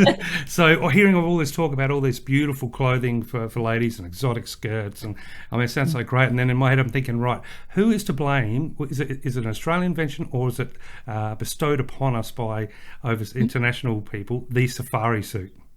The safari suit, you can actually, you can probably thank Yves Saint Laurent for the safari suit, which really started out as a garment for women. So the 70s, he used to take very masculine concepts and use them for themes or inspiration in his own design. So his famous suit, which is called La Smoking, which was a woman wearing a man's tuxedo. We have Yves Saint Laurent taking the whole safari concept into women's wear. And then, like we were talking about before, Darren, ideas fly around. Now, the safari suit and the safari suit look was very successful for women. Women loved it. They loved that whole look. And then somehow it just morphed into the male consciousness. And next thing, in menswear was also bringing out the safari suit. And I mean, if anything screams 1970s, it has to be the safari suit. I think so. And, when I look back, I was a little tacker in the 70s, and I can remember having a little safari suit. But that was really cool. I mean, the safari suit was considered cool. My father had a safari suit, pale blue one, I remember. And it was the height of fashion. I mean, we're talking, slight flares. And it was, everything is of its time. Everything is of its moment. And we all look back at photos and go, are you kidding me? Did I really wear that? But that is fashion, and that is society, and fashion reflects what's happening in society, which one point I did want to talk about was it as beautiful and feminine. And I just really love, I probably love the 1950s from the point of view of a design and construction point of view, because you've got all these amazingly tailored jackets and beautifully cut skirts, and I really love pattern making, and I really love the design side of fashion. But we've got to remember that period really lasted a very short period of time. We're talking 1950s. By the 1960s, 61, that look had very much gone, because you've got to remember fashion marries with what is happening in society. So women who had jobs during the First, Second World War, they went back into the home, they went back into the kitchen, back to bringing up children. And by the time we got to the end of the 50s, women are saying there was an enormous expectation on women to be the perfect housewife, the perfect mother, to the point where I've got in one of my books somewhere, it was, in 1950, advice for wives of the 1950s: make sure you change your dress by 4 o'clock, so you're in a fresh dress when your husband comes home, because he's had a very tiring day. Oh dear. This is, I mean, could you imagine talking like that to somebody now? I mean, no. I can't imagine doing it back then either. It's just but foreign. then that's what women, and I had discussed this with my own mother, and there was an enormous expectation that women's hair was always groomed and they always looked immaculate. And well, yes, that was happening, but it certainly didn't carry on. And once we got to the 60s, and as soon as, of course, contraception comes in the early 60s, the feminist movement women's rights, clothing starts changing. And if you have a look at any fashion book and you look at what women are wearing in the 50s and what women are wearing in the 60s, it is radically different, because women started to be different. Our lives were different. Society was different. You jump through to present day. Look at what are we all wearing on our feet? Sneakers. Sneakers is everywhere. We're all wearing sneakers. So and some people are wearing Crocs, but that's for another conversation. And that's, I think, one I thought, because I love history, I love fashion. I'm interested in not just women's issues. I'm interested in issues that affect men, all people. But I do find it fascinating that how what we have worn throughout the decades marries with what is happening within society. And then, of course, you jump to the power suits of the 80s. This is a whole conversation that we could have together about how fashion has mirrored societal change. I mean, it's a whole area just on its own. I've got a question now. I guess it sounds funny, but in all seriousness, I'm curious. You mentioned that stark contrast from the 50s to the 60s when it came to fashion, and how it was a reflection of what's happening. I've always wondered, was the release of LSD into society something that triggered such a massive shift? Because if I, when I look at TV programs or fashion from the 1950s, it's very, I guess, restrained and very formal. And then, when around the same time the LSD came out, everything just exploded with colour, and there was just, the fashion was out of control. And I wouldn't say that LSD or drugs per se were the main driver, but I think it's part of a whole smorgasbord of things that occurred. So we have, we look at the political situation in America. We have the death of JFK. We have the death of Martin Luther King. Suddenly the party was over, okay? And we hit the 60s. Like I said, we finally, women have contraception becomes available, birth control becomes available. There is a freeing up of society. I think that is the word I would use, a freeing up of thoughts, which was a freeing up of what we wear. Design, as always, can only last for a certain period of time, and then there is a need for change. So the tightness on the waist got relaxed. The shift dress came in. There was more women were entering the workforce. So they wanted a different type of clothing. You can't work all day in, stiletto heels and a tight waisted dress. It's just impractical. So I think there was a whole combination of almost like a domino effect, which of course, you've got the rise of the youth culture, you've got the hippie movement. So therefore, clothing kind of just carried on with what was happening in society, and people didn't want to wear those sort of clothes anymore. And women didn't want those clothes anymore. They wanted a different look. And then you get into the 60s and you get this free-flowing look. And of course, the jump from the 50s to the 60s is more significant, whereas the jump from the 60s to the 70s is more of a blend. More of a transition. More of a transition. Yeah. Definitely. It's interesting because, if I were to, look at a secondhand store or, look for some unique clothing, if it's something from the 60s or 70s, it's always good. It's stood the test of time. But the 50s, I probably wouldn't buy anything 50s. I probably wouldn't, I'm not going to go for that acid wash denim jacket from the 80s.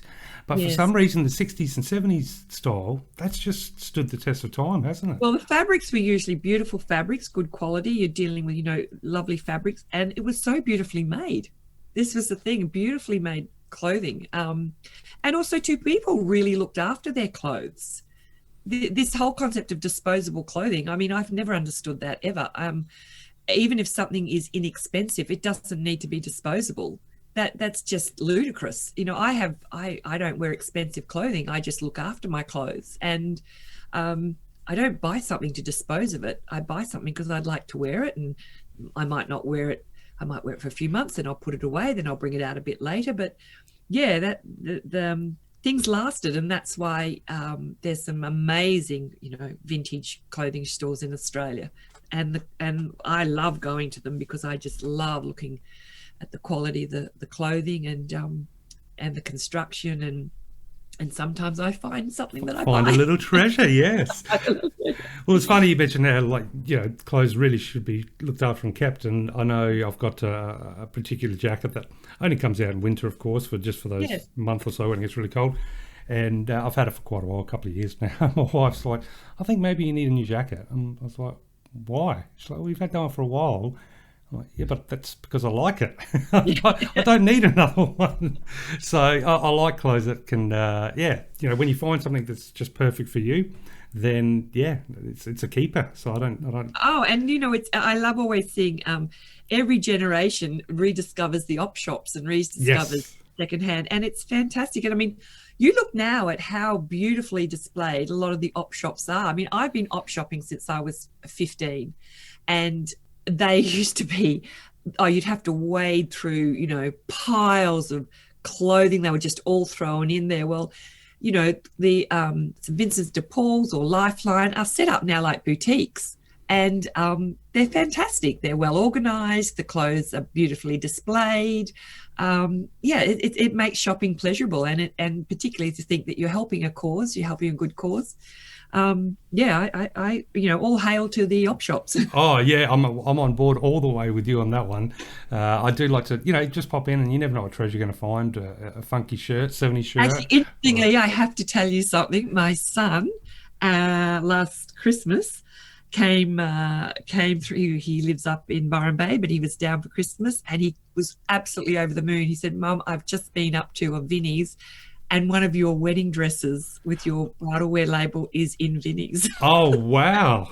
He was, and so I actually went up about a week or so later, and it had been sold. And the lady that works in there, I just introduced myself and said, "Look, I believe you had some bridal gowns." I told her who I was, and she told me this fabulous story about this poor girl who'd ordered her wedding dress and online, and it just hadn't turned up. And she'd waited and waited, and she'd basically run into Vinnie's 2 days before, desperate because she that's incredible. Dress, and they put her in one of my dresses when that so what a fantastic journey for your dress. It was absolutely, and more to the point that my son was just he was over the moon. He said, I saw this bridal clothing, and he said, I thought, what are the chances of one of Mum's dresses being in there? Yes, I know. Wow. It was a good story. It was great. So, I mean, I've had someone send me a photo of one of my books in a second-hand shop going for $2. I wasn't sure whether to be happy or sad about that. But well, you know what? It's still out there. And you know what? I think what's lovely is for somebody, Darren, $2 might be all they can afford. And if they can buy your book, then good on them. You know, that's the way I look at it. 100%. And considering the book that was, as obviously I'm a horror writer, $2 is pretty good for a few nightmares, I think. But now I definitely want to get back into A Remarkable Woman. But before I do, we have talked about clothing. We've talked a lot about the the inspiration behind the designs and the transitions and the jumps in concepts, etc. But I'm curious, and something that I've always wondered about. So most countries have, well, I guess for want of a better word, a traditional dress or a traditional outfit. So, and I remember, when I was at school, in primary school, that you'd have an international day, and yes, kids would come. Yes. Does Australia have one? Back then, if I were asked now by somebody what's the Australian dress or the traditional Australian outfit, I don't have an answer for them, and I think I'd love your thoughts on that. Look, to be honest, I would love to see more Indigenous interpretations of Australian dress. I mean, I know that we have various different regions within the Indigenous community here in Australia, but I would really love to find out what did the first Australians. What is the meaning behind the clothing that they would wear? Or I think that is something that we could give more voice to, definitely, because in terms of Australian dress, I mean, look, it's very easy to say moleskins and a blue shirt, but I think that's a little bit stereotypical, because that's very much for people that are on the land or someone from the country, but it might not relate to somebody living in the city. I don't know, Darren, to be honest, is the answer. It is a tricky one. I mean, for most countries, if you say, for example, Greece, and a sort of certain image comes straight to mind. Russia, something comes to mind. Yeah. Whereas you say Australia, and I guess a cork hat, and that's not right either. No, that's not right. But I think perhaps maybe we don't just have one, and that's the beauty of Australia. Maybe we have several. We have the the Speedos, or we have the man on the land look. I think it's more that we have different looks as opposed to a national dress. I think we have. Look, I don't know. That is oh God, you got me thinking now. There's a good research topic. Well, maybe it's because we're so laid back that our national dress is whatever on if there's an event, it's whatever we wear on the day, because that's what's the only thing that's left that's washed and clean. Yeah. I'd like to think we're a little bit more sophisticated than that, but I just don't know. I think perhaps we are the one country that I really don't know the answer to that one. I really don't. Well, maybe that could be your mission moving forward, because I suspect that if anyone can actually make something beautiful from the colours green and gold, because they don't really lend to instant beauty, then I think in your hands it may even be a possibility. I might be able to do something. I'm sure I could. There we go. So we heard it here first. If Australia does end up with its own special uniform, and it is by Jules, then it was first here. But now, speaking of getting into things and creating things, when we're talking about A Remarkable Woman, I'm wondering if you could let us in a little bit of what was your writing process like? Did you have like a strict process where you were on the keyboard every day at a certain hour? Yes, Did you type when you? I do keep office hours. I don't know if it's a school teacher in me or what it is, but I tend to like to start my day with a walk or a bit of exercise. But I like to be at my desk pretty much 8:30 or thereabouts, and I'm into it. I have my notes, my research, what I'm doing. I work pretty much through till lunchtime. I'll break for a coffee. I actually physically get out of my office for lunch, and I'll go outside, take my sandwich, whatever I'm eating, salad. I have lunch, and then I'm back inside and I'm working. So I'm usually run out of steam by about 2 or 2:30. I'm in the early afternoon. or sometimes I will push through. I'm definitely not a night writer. I'm too tired at night. I need lots of bright light. I like to look out the window and see the light coming in. But I'm very much, look, you've just got to have your seat in the saddle and get on with it. It's essentially you know what it's like. If you're a writer, you know exactly. I could never write in a cafe or somewhere like that. Only from the point of view there's too much noise and distraction.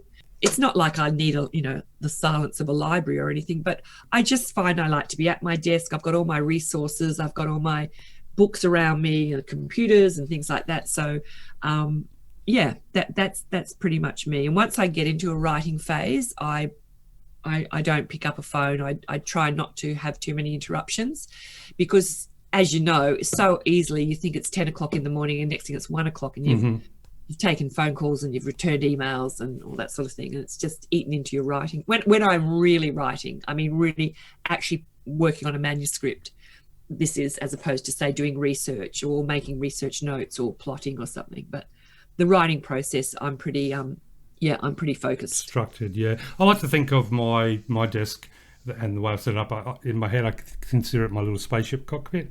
Exactly. So once I start writing, I'm zooming, to lands unheard of, or going into the deep recessions of my mind. So I haven't got time for anything else. It's I'm in the spaceship, so the Earth is back behind me for a while. Well, there's only so many hours in a day, and that's the thing. This is true.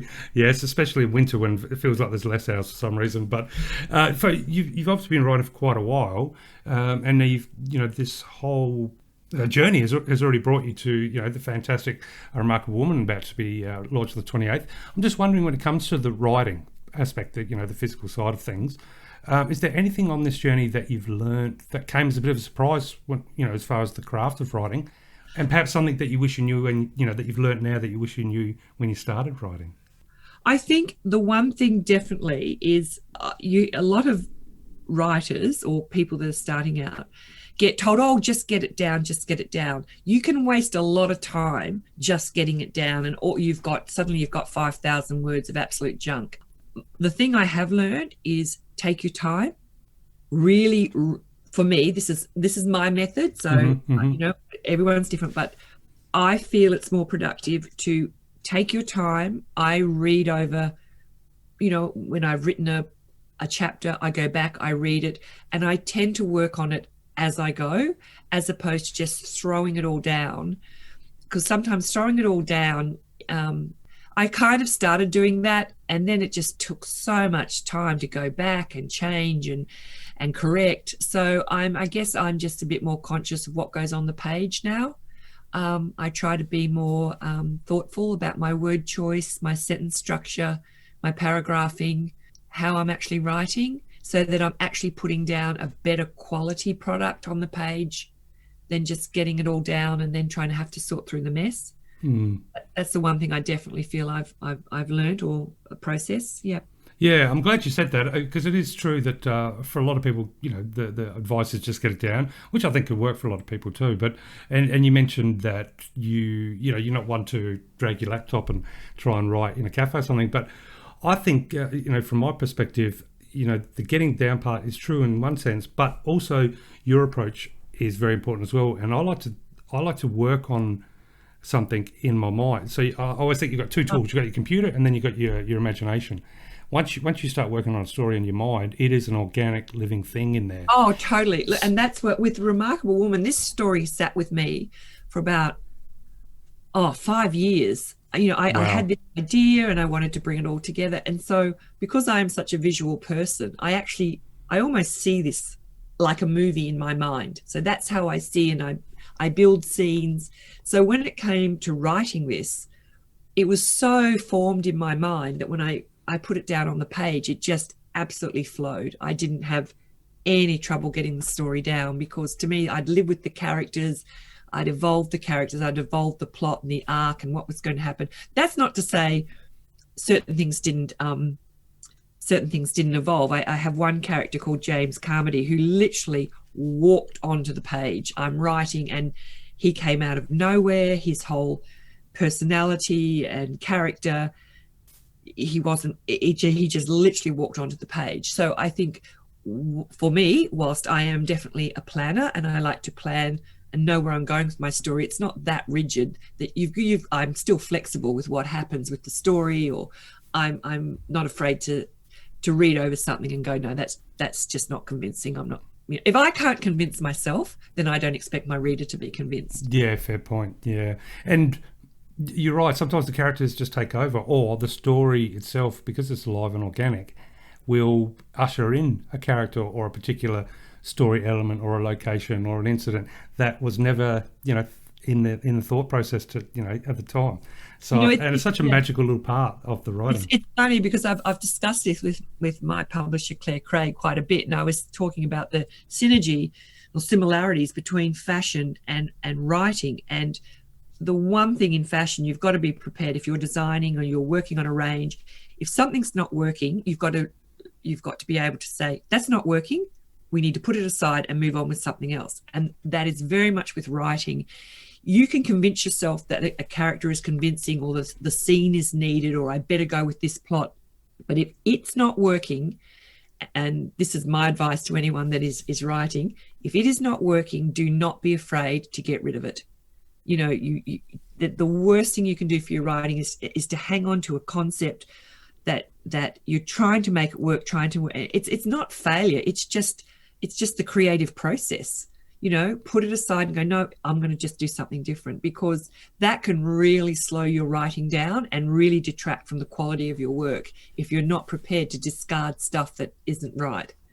Yeah, and the art of writing, moving forward, you've got so many pathways you can take. That's the whole process of writing. Yeah. If you go down one and you think that's not the right one, you just do a U-turn, come back. There's all those other roads there to drive down. Yeah. That's not to say you might not use that later, and that's the great thing about working on computer, working on a laptop, is you can just copy and paste. It doesn't mean you have to delete it. You just I've done that quite often. I've taken a paragraph or I've taken a whole section and go, I like what I've written, but it's not working here. So I'll just copy and paste. I'll just save that into, and I literally label the document, sounds good, but not working. Might revisit later. Yeah, might revisit later, yeah. So when you do, so you mentioned obviously that you said there was a big similarity between fashion and writing, and but one of the questions I had for you was kind of a little bit in the middle. Is with regards to your painting skills. If you had to capture the essence of a remarkable woman on a canvas, what do you think your brushes might reveal? Well, it's funny you should say that, because I have two canvases at the moment that when I get the time, I'm intending to do two paintings that I'm going to sort of dedicate to this book. What would they reveal? I would like to do, I'm essentially a figurative artist when I'm painting, and I do abstract, but I like to do I love painting horses. They're quite abstract type horses, but once again, I think I'd have to go for something big and grand and a big canvas. I don't know. It's not until you stand in front of the canvas with the paint. The painting is one thing I don't plan. I can absolutely guarantee that. I definitely don't sit down and work out what I'm going to paint. It is very much there's the canvas, here's the paint, put some music on, let's see what magic happens. That's, yeah. Yeah, like a magic process, yeah. A magic process. Other than that, perhaps that I would like to do, I don't know, just something, a big canvas. I don't know what's going to go on it yet. I'll send you a photograph, Darren, when I've done it. That sounds like a fantastic idea. Yeah, because I'm always jealous of artists that can paint or draw, because I wish I could. I'd love to be able to capture. Yeah, do you know what it is? You can. And I've actually taken people, when I had the studio, I actually, when we had friends visiting, the farm for the weekend, and they would say, oh, I can't paint. I'd say, come with me. And they seem to be terrified, like rabbits with their, rabbits in the headlights. I just say, I'm going to leave you for half an hour. It's only a canvas. It doesn't matter. There's the paint, because I work in acrylic. I don't work in oil. I just want you to just have a go. And it's been quite fun. It was fun to see what people would come up with. So, yeah. But I understand how the creative process, and particularly painting, can seem quite daunting to people. But Darren, it's like anything. They just have a go. just have, what's the worst thing that there isn't any worse thing. No, that's right. There isn't. I mean, I love doing it. I've tried many a time and well, maybe you should start with some abstract, because I think people try to paint something. They try to paint, oh, well, will I paint a tree, or will I do a scene? That's right, yeah.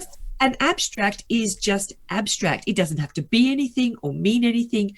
You just put some great music on and just go where the colours take you. Just put some paint on that canvas and use different brush sizes and mix paints together, and don't feel like you've got to use the whole canvas as well. Maybe you just want to paint in the middle of the canvas and leave certain parts white. Like there aren't any rules. And I think if you want to try and tap into your painting skills, just start with abstract, because it's abstract. It can be anything. Yes, exactly. And I would definitely term my attempts on canvas as abstract.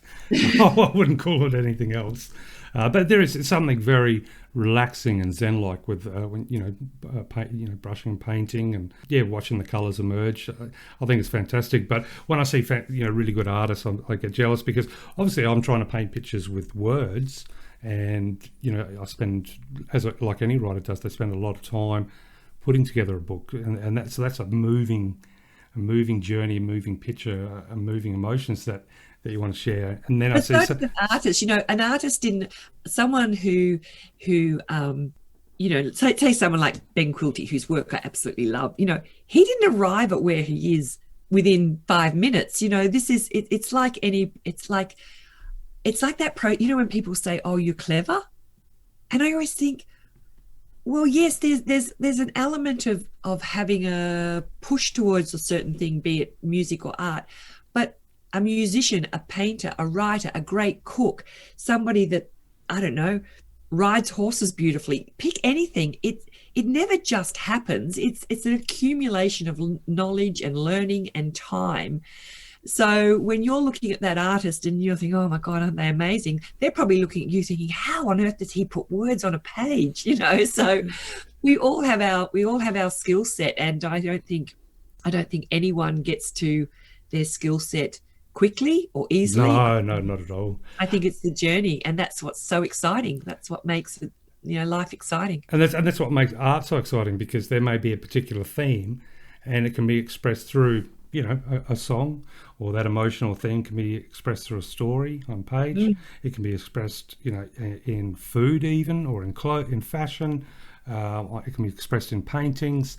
But each thing will be so unique, and that's like I said, there's no rules. So it's I'm jealous of the fact that you've got so many outlets that you can explore. I'm just, what it is? It's, if you want to paint, buy an inexpensive canvas. There's plenty of inexpensive places you can buy art supplies. I would definitely recommend acrylics, because they're so easy to work with, and just have a go. Just have a go, and you might surprise yourself. Well, if I whip out a canvas, I too shall send a photo. Oh, beautiful. Fantastic. Excellent. But now you're saying just have a go, and I agree 100%. And, approaches to art change all the time. A Remarkable Woman is historical fiction. Yes. Is that an area you're going to still be working in moving forward with any books that you plan on doing in the future? Or is there other genres you're interested in trying? Well, I've actually just signed a contract for the second book. So congratulations. Thank you, last week. So I've signed the contract for my second adult fiction, which I'm working on at the moment. So yes, I do love historical fiction. So I think that will be an area I want to pursue for the moment. But that's not to say I mean, there's certain things I'm not going to write. I'm probably not interested in writing crime. I'm probably not interested in writing YA. Look, I think historical fiction, adult fiction, historical fiction, and I do have an idea for a story set present day, which is ticking away in my mind at the moment. But yeah, I guess because of my love of history and my love of people's stories from the past and journeys, and I think that's the genre that I really feel really comfortable in. Well, I think here is a fantastic opportunity to talk with the publisher, Pan Macmillan Australia, or any other publisher out there that would be interested. I think a really good idea for you to bring and get paid for by a publishing company is to travel around Australia from city to city and town to town, searching for the essence of what is the Australian dress. And therefore, you get to travel all around Australia, and you carry, some canvases with you, and you get to see everything. And it can be like the big investigation or cracking the case. So Jules going to each town, trying to work out, what does that represent Australia? Well, I think that you've probably hit on something, because we could put 5 images up, and we could say, which town does this person come from? It would be very interesting to see the response, or which state was this photograph taken in. Yes, I know. Clothing it's an incredible thing. It's we have to wear that clothing every day, and it's a form of expression, or it's a form of practicality, or whatever it might be. But yeah, it's certainly with us. It's not going anywhere. No. And, through the 80s, fashion can also be, a joke can be played on us, because at one point we had parachute pants. I don't think they're ever going to come back. And I'm sure someone did it as a dare and we ended up wearing them. But now the 28th of June is the official launch of A Remarkable Woman. Yes. My first question, of course, is: have you got something special planned for that very important day? I do have something. My launch is just going to be a very small, intimate affair with probably 20 friends, and the theme is a 1950s high tea. Oh, lovely. So that's what I'm doing. Gives all the girls a chance to frock up, or I just said, come as your own interpretation of the 50s. They certainly don't have to come head to toe in the 50s, but I just said, draw on the 50s for your inspiration. So that's what we're going to do to celebrate the launch of A Remarkable Woman. Sounds like a whole heap of fun. It's going to be a lot of fun. And look, it's just a good excuse to get friends together, and a great eclectic group of people. So yeah, I'm really looking forward to it, Darren. It's just, look, I think everybody's enjoying celebrating at the moment after 2 years of wearing track pants and very, and sweatshirts. It is nice to dress up a bit and to celebrate. Yeah, and speaking of celebration, I'm hoping we can talk about it on this podcast, because we obviously had a chat just before we started recording. But there's another reason to celebrate, not just the launch on the 28th, but something else wonderful has happened with regards to A Remarkable Woman. Is that something you're allowed to share? Oh, yes. No, I was beautiful. Yes, I can. I'm delighted that in the July issue of the Australian Women's Weekly, A Remarkable Woman has been featured as their exclusive fiction extract. So they're chapter 2 from the book. It's an edited chapter, but it's in the Australian Women's Weekly with Ida Buttrose on the cover, which I thought was definitely a sign from the universe, because there is a character in the book which it's not based on Ida, but she was definitely in my thought okay. when I was creating this character.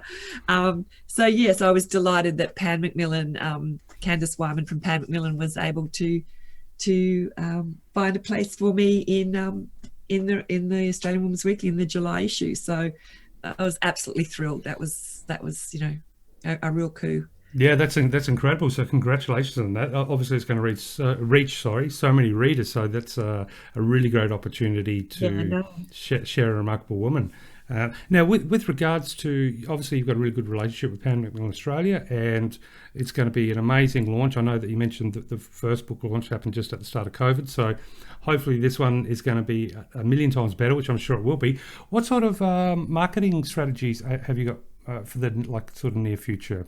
Are you doing any book signings, readings? Well, it's funny you should say that, because I'm about to have a meeting with the marketing and publicity next week, a secondary meeting. Just they've got everything planned. They're going to tell me. So I'm not quite sure exactly in terms of book signings or what's going to happen, but I did speak to the national sales reps from Pan Macmillan, and I was saying to the gorgeous lady from Queensland who is the sales rep there, I would love to go to somewhere like Toowoomba and do a book signing, particularly because that's where the region where the story is set, somewhere in the Darling Downs. So look, have pen, will travel.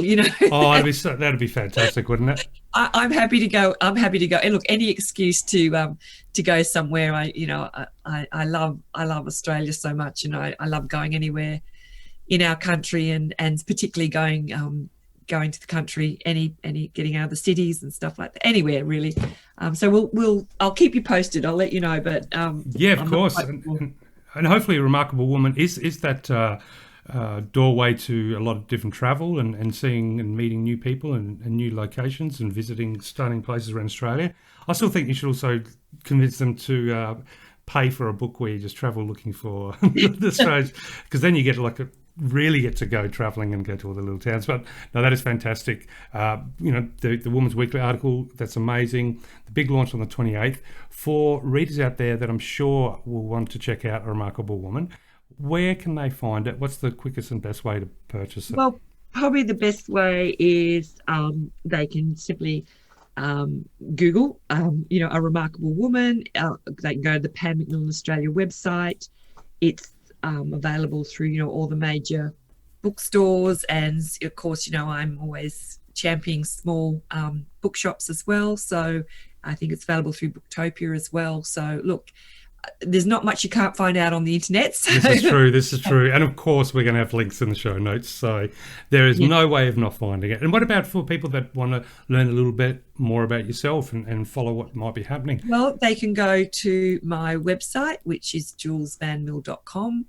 And I do have an Instagram handle, which is, I can't remember the handle, but it's, I'm out there. I must admit, I'm not a big social media person, although I'm trying to up my game. I'm being told I need to up my game a little bit, but look, I'm out there. I don't think anyone can hide. You just type in Jules Van Mil and something will come up about me.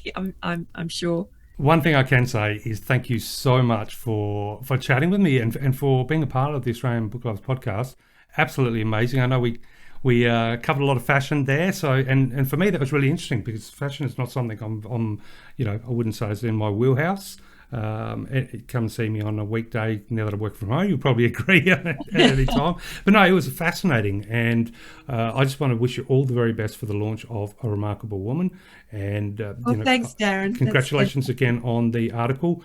And I'm wondering before we go, if you could, if you were standing there, let's say outside of a fashion house, and the crowds are walking past, maybe let's say it's in the 1950s. So, a little fashion house of some description, but you're selling your book and you stopping people as they walk past. What's a very quick and alluring way that you would sell A Remarkable Woman? What can people expect when they open the pages? Well, how would I sell it? I would just say that we all need hope in our life, and no matter how bad life is or what challenges you find yourself facing, you will find your way to happiness. I really believe that. And we all go through so much in life. I believe we're all a bit like an iceberg, really. You only see the tip. There's so much going underneath. And even when you think you won't make it, there's no way ahead, trust me, I've been there and there is, and you will find your way to happiness. I think I couldn't imagine it a more perfect hook, line, and sinker there. That was amazing. I mean, you had me at hope. No, that was a beautiful description of what people can expect in the pages. And you're absolutely right. Hope is definitely something that we could all do do with a lot more. And hope is something that is there. And so that means there's always something that we can strive to work towards, even if you feel like you haven't got that opportunity. As I say, Darren, we're all doing life at the same time. Some of us, you hit a purple patch for a while, and then there's challenges, but we're all in the same boat. And I think that's that's what I love about people is we're all connected because we really are. We're all doing life at the same time, and that's what I remind myself every day. Yeah, I like that. We are all doing life at the same time. I might use that. That's a really you're welcome. Way to put it. And I think life. Here we are in life, and unfortunately, it never did and never will come with an instruction manual. However, when it comes to people do notes, and so I think that you can gain a lot of knowledge and wisdom from people. But at the end of the day, there's no instruction manual, and just if it's not there, create it. Create it. That's right. Well, it's been such a pleasure talking to you. And I really, honestly, I feel like I could talk to you for another hour easy. And I will correct you. You do have your own fashion thing happening, okay? Everyone's got their own fashion thing happening. So you just rock your own look. Okay, but if someone laughs at my socks and sandals, then no. Well, that's their problem. No, I don't have socks and sandals anymore, but I do have socks and thongs. No, Jules, thank you so much. Amazing. And look, hopefully we get to chat again in the near future, with bigger celebrations. And please do keep us posted about all of the wonderful things happening with a remarkable woman. And of course, if you are coming up with any signings or readings or doing any travelling, let us know, and we'll definitely let our listeners know. Pleasure talking to you, Darren. Likewise. Thank you so much for your time. Thanks so much.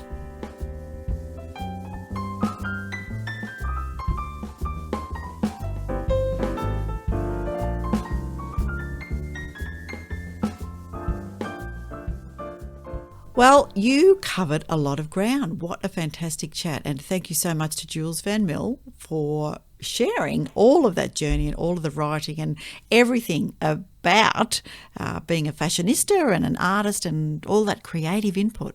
Really lovely. Yeah, 100%. And Jules, if you're listening, I promise, and I was going to say pinky promise, but that's not the best promise of all. A super wombat promise. A super wombat. Super wombat promise that I will be looking into, shall we say, splashing some paint and getting the first cut series done. And I've already allocated mentally a little space out in the property out in the bush that was now going to become a little studio to write and to paint. So thank you so much for the idea, Jules. I'll definitely be sending you a photo once that's done. But what a wonderful opportunity, and what a wonderful person to talk to. Just a true gem. And as I mentioned prior to introducing her on the show, so much excitement about all things art and all the wonderful things that can be discovered. I really love her phrase, a creative trajectory. I thought that is really nice. So she is exactly where she is because of her pursuit of a creative trajectory, including all of her primary school teaching and her writing and art and fashion and all of design, all those kind of things. But what she has done, which is really lovely, is balance that creative trajectory with a really grounded and practical, keep the bills paid kind of philosophy as well. So, really interesting. And, of course, she said her grandfather lived out of Mount Macedon, so that's 5 minutes down the road for me. And the gardens up there are absolutely magnificent, and there's a couple that are open all year round and some that are just open in the open garden season, which tends to be kind of spring and summer and particular weekends. So I can imagine if she did have access to one of those gardens up there, that it would have been a really lovely memory as a child. So very good. And her 1950s research too, I must just mention that. And I think you asked her about what people would have expected as they came off the boat in 1950, and it's interesting to hear how much research some people have to do for their books. Yeah, I think research is going to bring the past alive in such vivid ways. If the past coming to life is something that you're seeking, because I don't write historical fiction, but I suspect if I were to tackle some historical fiction, half the fun of penning a story, whether it be a short story or a novella or a novel, would be the sudden ability to look back in time, especially if it was like 1940s, 1950s, maybe a bit before, but just to be able to go back to old newspapers and seeing the different advertisements and seeing the different opinion pieces in newspapers, or watching newsreels if some are available. And I think that would be just an amazing little journey. I mean, I not freak out, but I laugh and enjoy finding old newspapers from like the early 80s and just seeing some of the ads and stuff. I could just imagine doing the research for historical fiction would be such a journey, and bring that time frame to life. Yeah. One thing that I do want to mention, and it's some facts about the creative and performing arts industry, because and particularly during COVID, where many of the artists and people who were in performing arts really suffered because they didn't get as supported as they some of the other industries. And these are statistics from April 16, 2020 from the Australia Institute, and creative and performing arts employ 4 times as many people as coal mining and as many as finance. Yet the economic contribution of this sector is rarely discussed. So it's interesting. So 14.7 billion in GDP, gross domestic product for Australia, comes directly from creative industries, even without considering the way art shapes tastes and preferences, the very basis of economic decision making. And arts are not just important for the big cities. There are more art galleries in regional Australia than there are in metropolitan areas. Regional galleries pay thousands of artists and staff each year and can be the hub of cultural life in regional communities. Well, art's dangerous, isn't it? And I think when it comes to, when we look at, we get the spotlight on society and what we value is from a economical and I guess political standpoint. During COVID, that wasn't supported as much as it could be. But would it ever be? Art can be dangerous to the power structures that are in place, and I think that's in what way? Why do you say that? Well, I think it invites the exploration of new ideas. It invites exploration of questions and rebellion, and I think, and that's expressed, and it's a form of expression. It was such a super, for me. It was a super cool experience to chat fashion and. Obviously it's a world that is completely unknown to me as far as, inside the fashion industry and design, etc. And that idea of incorporating the lives and history and experiences of those people that came to Australia in the 1950s and how it fashioned. So even the clothes that we wear, in those times and through to today, may be inspired by, I guess that for want of a better word, rebellion or the freedom to question, to look forward, to look into things, to desire more than just mediocrity. And that's what art is. I mean, controlled art, of course, is a commodity, and then it's valued and becomes a source of investment. But art in general, I love the fact that it's dangerous. It's always going to be dangerous, and the irony is so much of the dangerous art is actually beautiful. Indeed, and thoughtful and entertaining and educative and emotionally stirring. So tell me, what art do you think, and it can be any of the creative arts, what do you think has been a clear influence in your writing, or maybe I just should say in your expression of art?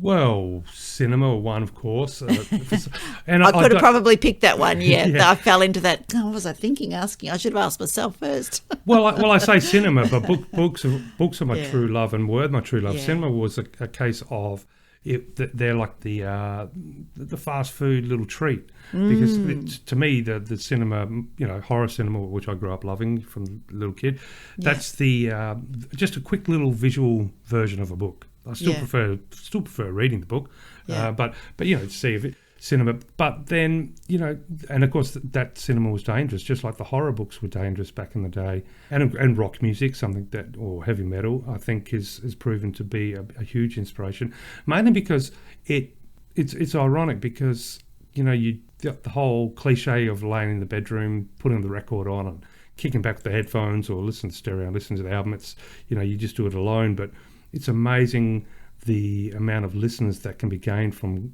good bands that are explicitly talking about politics or whatever, or those uncomfortable aspects of life, and yet they'll sell out city after city for years after years after year after year, but they're dangerous because they have a bigger crowd than a typical politician, so they can draw more people. And therefore, if they have a message that can resonate through a global fan base, that global fan base vote. And so there's a lot of power in that, and I guess maybe it's sometimes underappreciated. Probably it could be similar in books, but it's harder for books to catch fire because we love so many different books. Well, you talked earlier in the episode about Lady Chatterley's Lover, which was, of course, radical in its day. It was just a book, but it was banned, and books all over the world have been banned, and some countries still ban particular readings, books which contain, what other countries perhaps don't think of radical ideas, but challenge the status quo. Yeah, and that's a whole other subject, isn't it? Why would we ban certain books? What's in the books that is so dangerous? And that's just, I guess, a cherry on the cake for that definition of art being dangerous. Yeah. I think with music, it's not discovered until it's too late what the message might be. I don't think politicians are too worried about what Slayer or Machine Head are doing. Perhaps they should be. Yeah. I mean, what about yourself? Yeah, for me, it was always words. It was always books. Growing up in middle-class suburban Melbourne, there wasn't a whole lot of art necessarily. My parents weren't particularly visually arted, I guess, visual arts weren't particularly strong in our family. Although Mum was a great musician, she was one of those piano players who could just play from ear. She didn't have to read the music. And they, encouraged all of us, despite, money being tight. We managed to find funds to get us all a little bit of musical instruction, which is something that, even now, although my piano's a bit out of tune at the moment, and I do have to follow the music, I'm not very good at playing freehand. So I think there was music in terms of the enjoyment of song, and we had a pianola, so and this is very dagging, shows exactly how old I am, but we used to sing around the pianola and play it, and if people came over, that was exciting because that was there. Oh, that's so ochre. Yeah, I know, right? So I was trying to use the word, but But, Dad had a record player, and then it was so exciting when I was given, I think it was about my 16th birthday, I was given a tape recorder. I was like, oh my lordy wordy, it's just like magic. And then I got my first record, which a friend gave me. It was only a 45. So for young people, a 45 is one song on one side and one song on another side. And that was Cat Stevens' Father and Son. And Moonshadow, I think, was on the other side. But it was just, I just played it over and over and pretty much wore all the needles out. So music was a part, but art was not necessary. So visual art's not necessarily there until later in life, when I realised that people could paint and people could draw better than I could, that's for sure, and visited art galleries and saw amazing works of art. And the other is that we had to, for my second daughter, we were doing a program of showing her picture cards to help stimulate her experience. And I would pick up cheap art books and cut out the art, stick them on cards, and they were flashcards that we showed her, and just loved all the Impressionists. And I loved all the the Monets and the Van Goghs, and who did the Degas, who did the all the ballerinas. And that, I think, certainly rubbed off a little bit on my eldest daughter as well, because she always wanted to be the ballerina in the Degas pictures, and that just is uplifting. I think you see so much in the depth of the visual arts, although I reckon that books still take me further into a story than a picture does, because I get lost in books still and have to get a nudge to, are you coming for dinner, or, we were going out today, whatever that is, and I can just be, lost in a book forever. So. Oh, absolutely. Yeah. I mean, I have vivid memories even back at, high school when I returned to school after working for some time, but I'd be sitting at the bus interchange, and I'd be so engrossed in the book. 1 minute, it's the chaos and kids all around and everything. And next minute I'd look up and realise I'm like, there's only 2 people left, and it's, oh no, I've missed 3 buses, and it's just so easy. But I think, there's so many, absolutely, as far as inspiring, with the music, the cinema and everything like that. But that they were all ingredients that led to,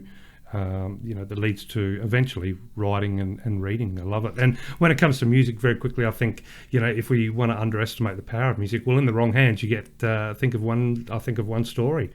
And that is the Pied Piper. And we know how that happens. Yes. Indeed, so I think that's very symbolic for all that. Yes, but do you know what, before we jump into quotes, do you want to know another thing growing up that I think was very impactful on I guess, themes that I've explored, and they've helped shape some of my writing, not necessarily the stories, but more the emotions and humanity of the challenges that are out there, is growing up when I was younger around children of immigrants. So, for example, when I was a little kid, we had a shop, and next door, I remember there were the Lebanese ran a fish and chip shop with an awesome Space Invader machine that I played all the time.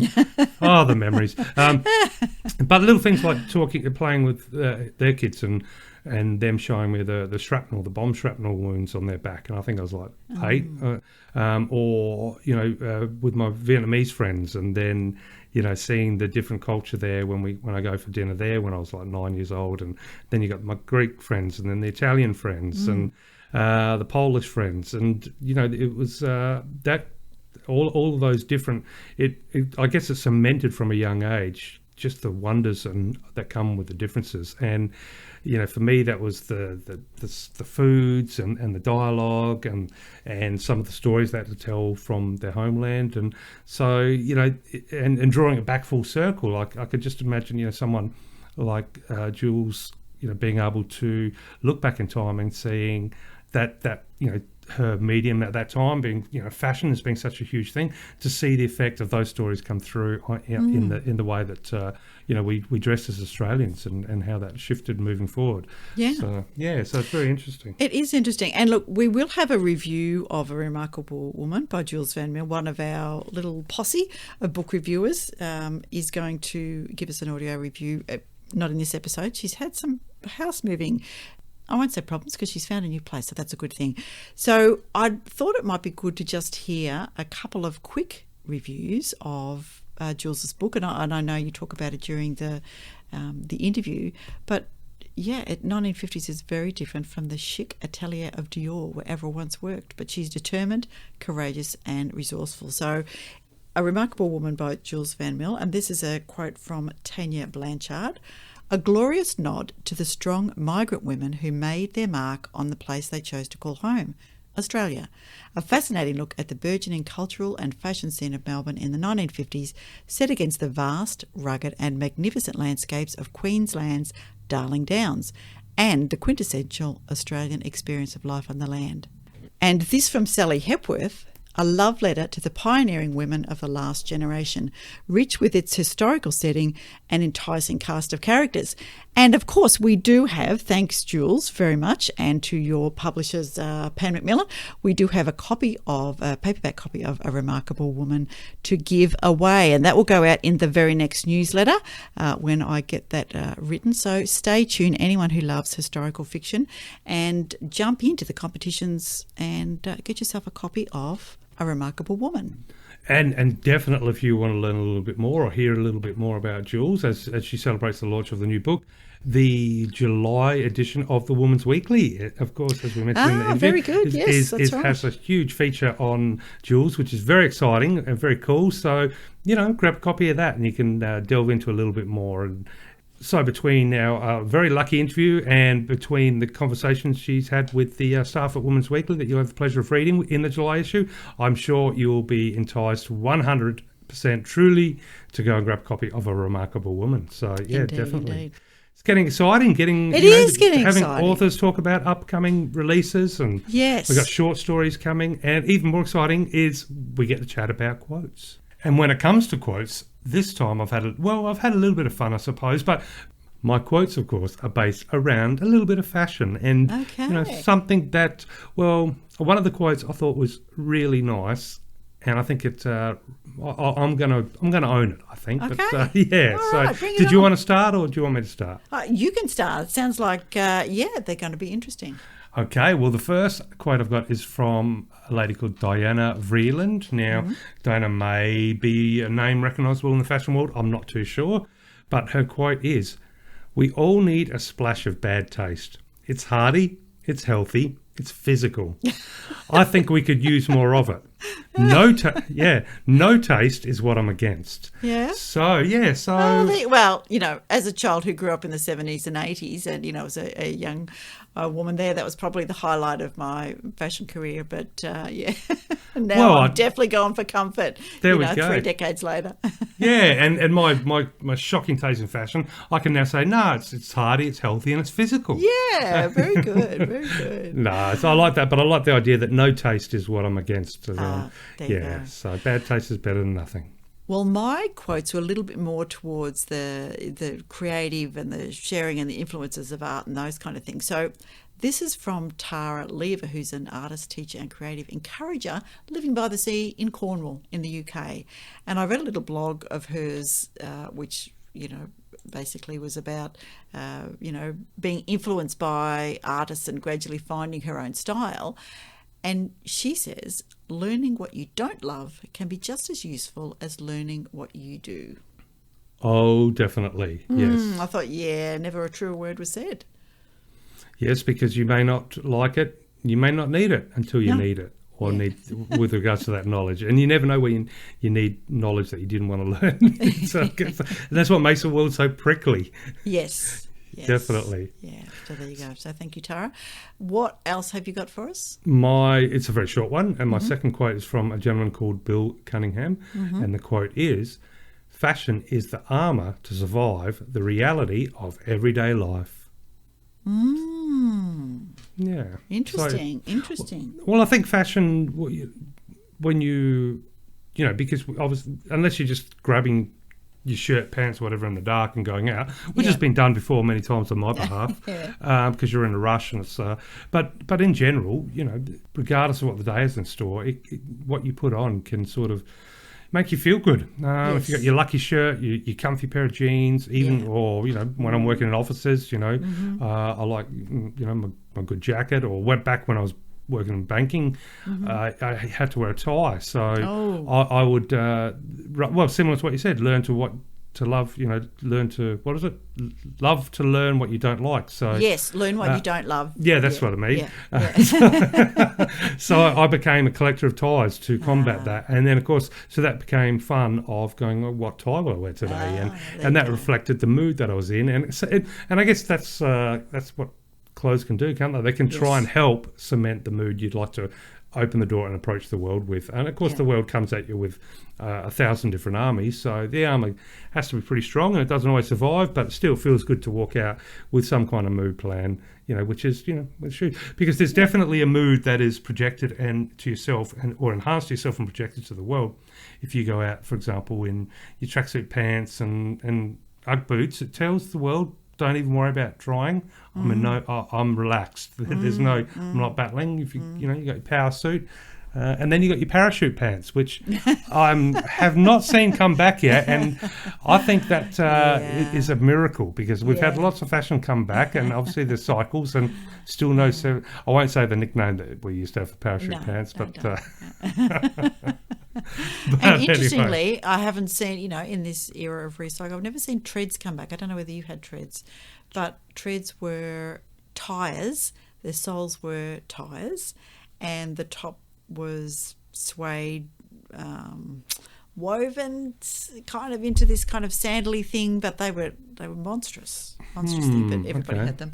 Sounds similar to what we called ripples. Right. Yeah, I don't know if that's the same. Yeah, ripples and desert boots. You would know if they were treads. No, these were sandals. They were open-toed, but they had like a almost complete foot covered with this sort of suede, leathery thing. But anyway, I'm glad they haven't come back. But what can be coming back, of course, is your comments on how fabulous the show is. And if you would like to leave us a comment or a tick or a star on your favourite podcasting platform, please feel free to do that. Or you can get in touch with us on social media, on Twitter at Australian Books, Facebook and Instagram at Australian Book Lovers. And all we have left is to think about the tagline, Darren. Yes, absolutely. But before we do the tagline, just to compliment what you've just so kindly said there, if you are a writer, author who has any sort of event coming up or a release or something new on your website or anything at all that you'd like us to share with listeners, please do contact us and let us know. Send in through the information. We'll be happy to read it. You're welcome to record a little promotion. We'll pop it on. If you are a book lover out there, and I know there's lots of you who have read an Australian book, it doesn't necessarily have to be on the website, just a book by a wonderful Australian author, and you'd like to do a little bit of an audio review, we welcome you to record it, whether you use your phone, your laptop, whatever you can, and send it through to us, and we'll be happy to pop that on. So definitely, it's all about interactive. Yeah, and we'll have a book review after we stop talking. Definitely, yes. Which is sometimes what people are waiting for. So, well, it's so exciting. We've got the Jules book coming up. I'm all excited about short stories, and it's good fun. We always have a great chat. But you did mention what to do with tagline. I do have an idea. yes, okay. So I'm thinking that we are kind of like announcers for each of the models as they're coming on the catwalk. So there's cameras flashing, and we're very cool and unfluttered, yet at the same time trying to exude a little bit of excitement, but not too much, because remember, we are, we've seen this before, we'll see it again. We don't get excited, but something along those lines. How we can do that, I don't know. Obviously, we're going to have to rely a little bit on the power of technology for that one. But maybe we're the quite confident, too cool for school, not too cool for school, but we're the announcers of the catwalk.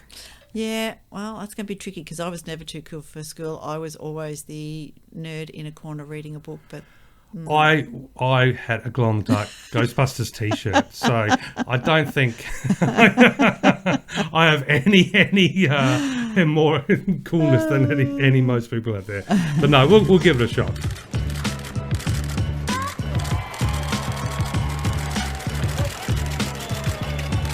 Darren. Yes. Have you seen the latest and greatest? Look, it's so lovely to be here on the catwalk. And It I is do want to say, indeed, Veronica. have you seen what the tagline is for Australian book clubs? Can you imagine what that looks like? Oh, I can imagine. I suspect it's a little bit like the previous episode, but they're doing it better. They are working on it, and they are starting to show a little bit of magic. There's a little bit of magic, and all they do is say to us to remember to Read more Aussie books. Well, if Ocker was a fashion, then maybe they would win this year. But no, thank you, readers. Yes, thank you for your book patience. lovers and for listening. everybody listening. And indeed, go out and read another Australian authored book. Enjoy. And thank you for joining us for another monster episode where we're going to have to physically hit stop so we don't keep talking. Take care, everybody. Bye for now.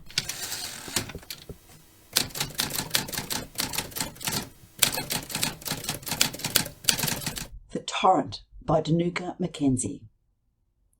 Hard to believe this is Mackenzie's debut novel. This Aussie crime story is great. I listened to the audiobook and had trouble pressing pause. The main character, Kate, was instantly relatable, the story believable, and the flawed humanity of the characters spot on. Throw in some slick twists and drama, and you have a clever read. The small regional town flowed effortlessly into my mind from Mackenzie's sparse and sensitive descriptions, and I felt every twinge and ache in Kate's 8-month pregnant body as she continued to do her job effectively, but with more care and compassion than is shown to her. This is a great read. Let's meet again. Where magic happens.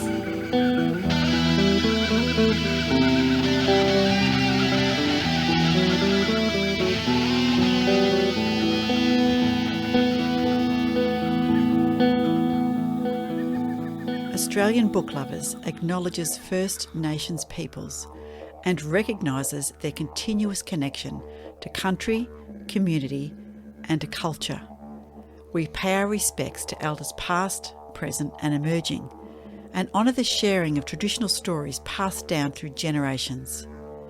We're committed to a safe and inclusive welcome for authors and readers of all cultures and backgrounds, including people of LGBTQIA+ communities and their families.